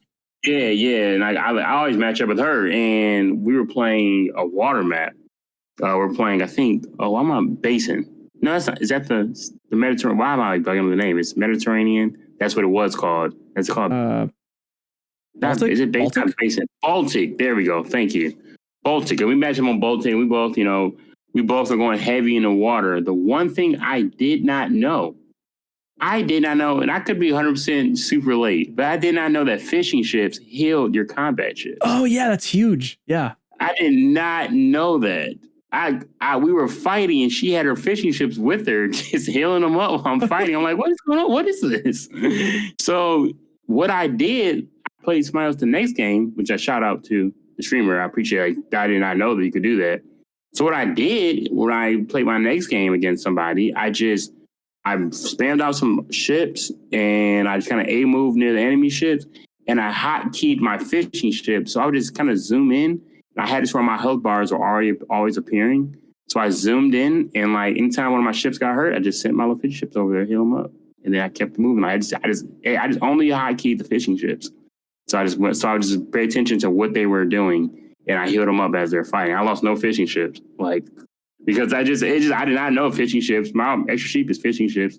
heal up combat ships. I actually, that's something I learned not too long ago as well, like only a month or so ago that I learned. It was a new discovery, and I was like, oh my gosh, how? Yeah. Like sometimes you just insane. go through like life playing this game and you just don't learn stuff like that. And it's just like, oh, it completely opens up possibilities. Most definitely, because I would always bring my ships back to my dock to heal them, but I mean, now I'm like, wait a minute, we're good. You stay in the combat. But yeah, that's Metro Sheep. Probably something everybody probably knew. Well, I didn't know for a long time, so I mean, don't feel too bad. Some people don't know how to A move, so it's okay. Yeah, okay, there we go. Yeah, A moves is another challenge. But yeah. That'd be a fun podcast name, A moves and other challenges. Telling you, that would actually be good. That big. A lot of challenges, little tips, and people may not know. All right. Well, that will be the end of our episode. I'm going to sign off here. Thanks, guys, for coming in and chatting AoE with me. It's been a blast. We just hit a lot of viewers, too. Our last episode is the best episode we've ever had as far as viewership. So, everyone listening, thanks again. This has been the Extra Sheep, the unofficial Age of Empires 4 podcast. We'll catch you guys in 2 weeks. Always real. A beautiful night. Later.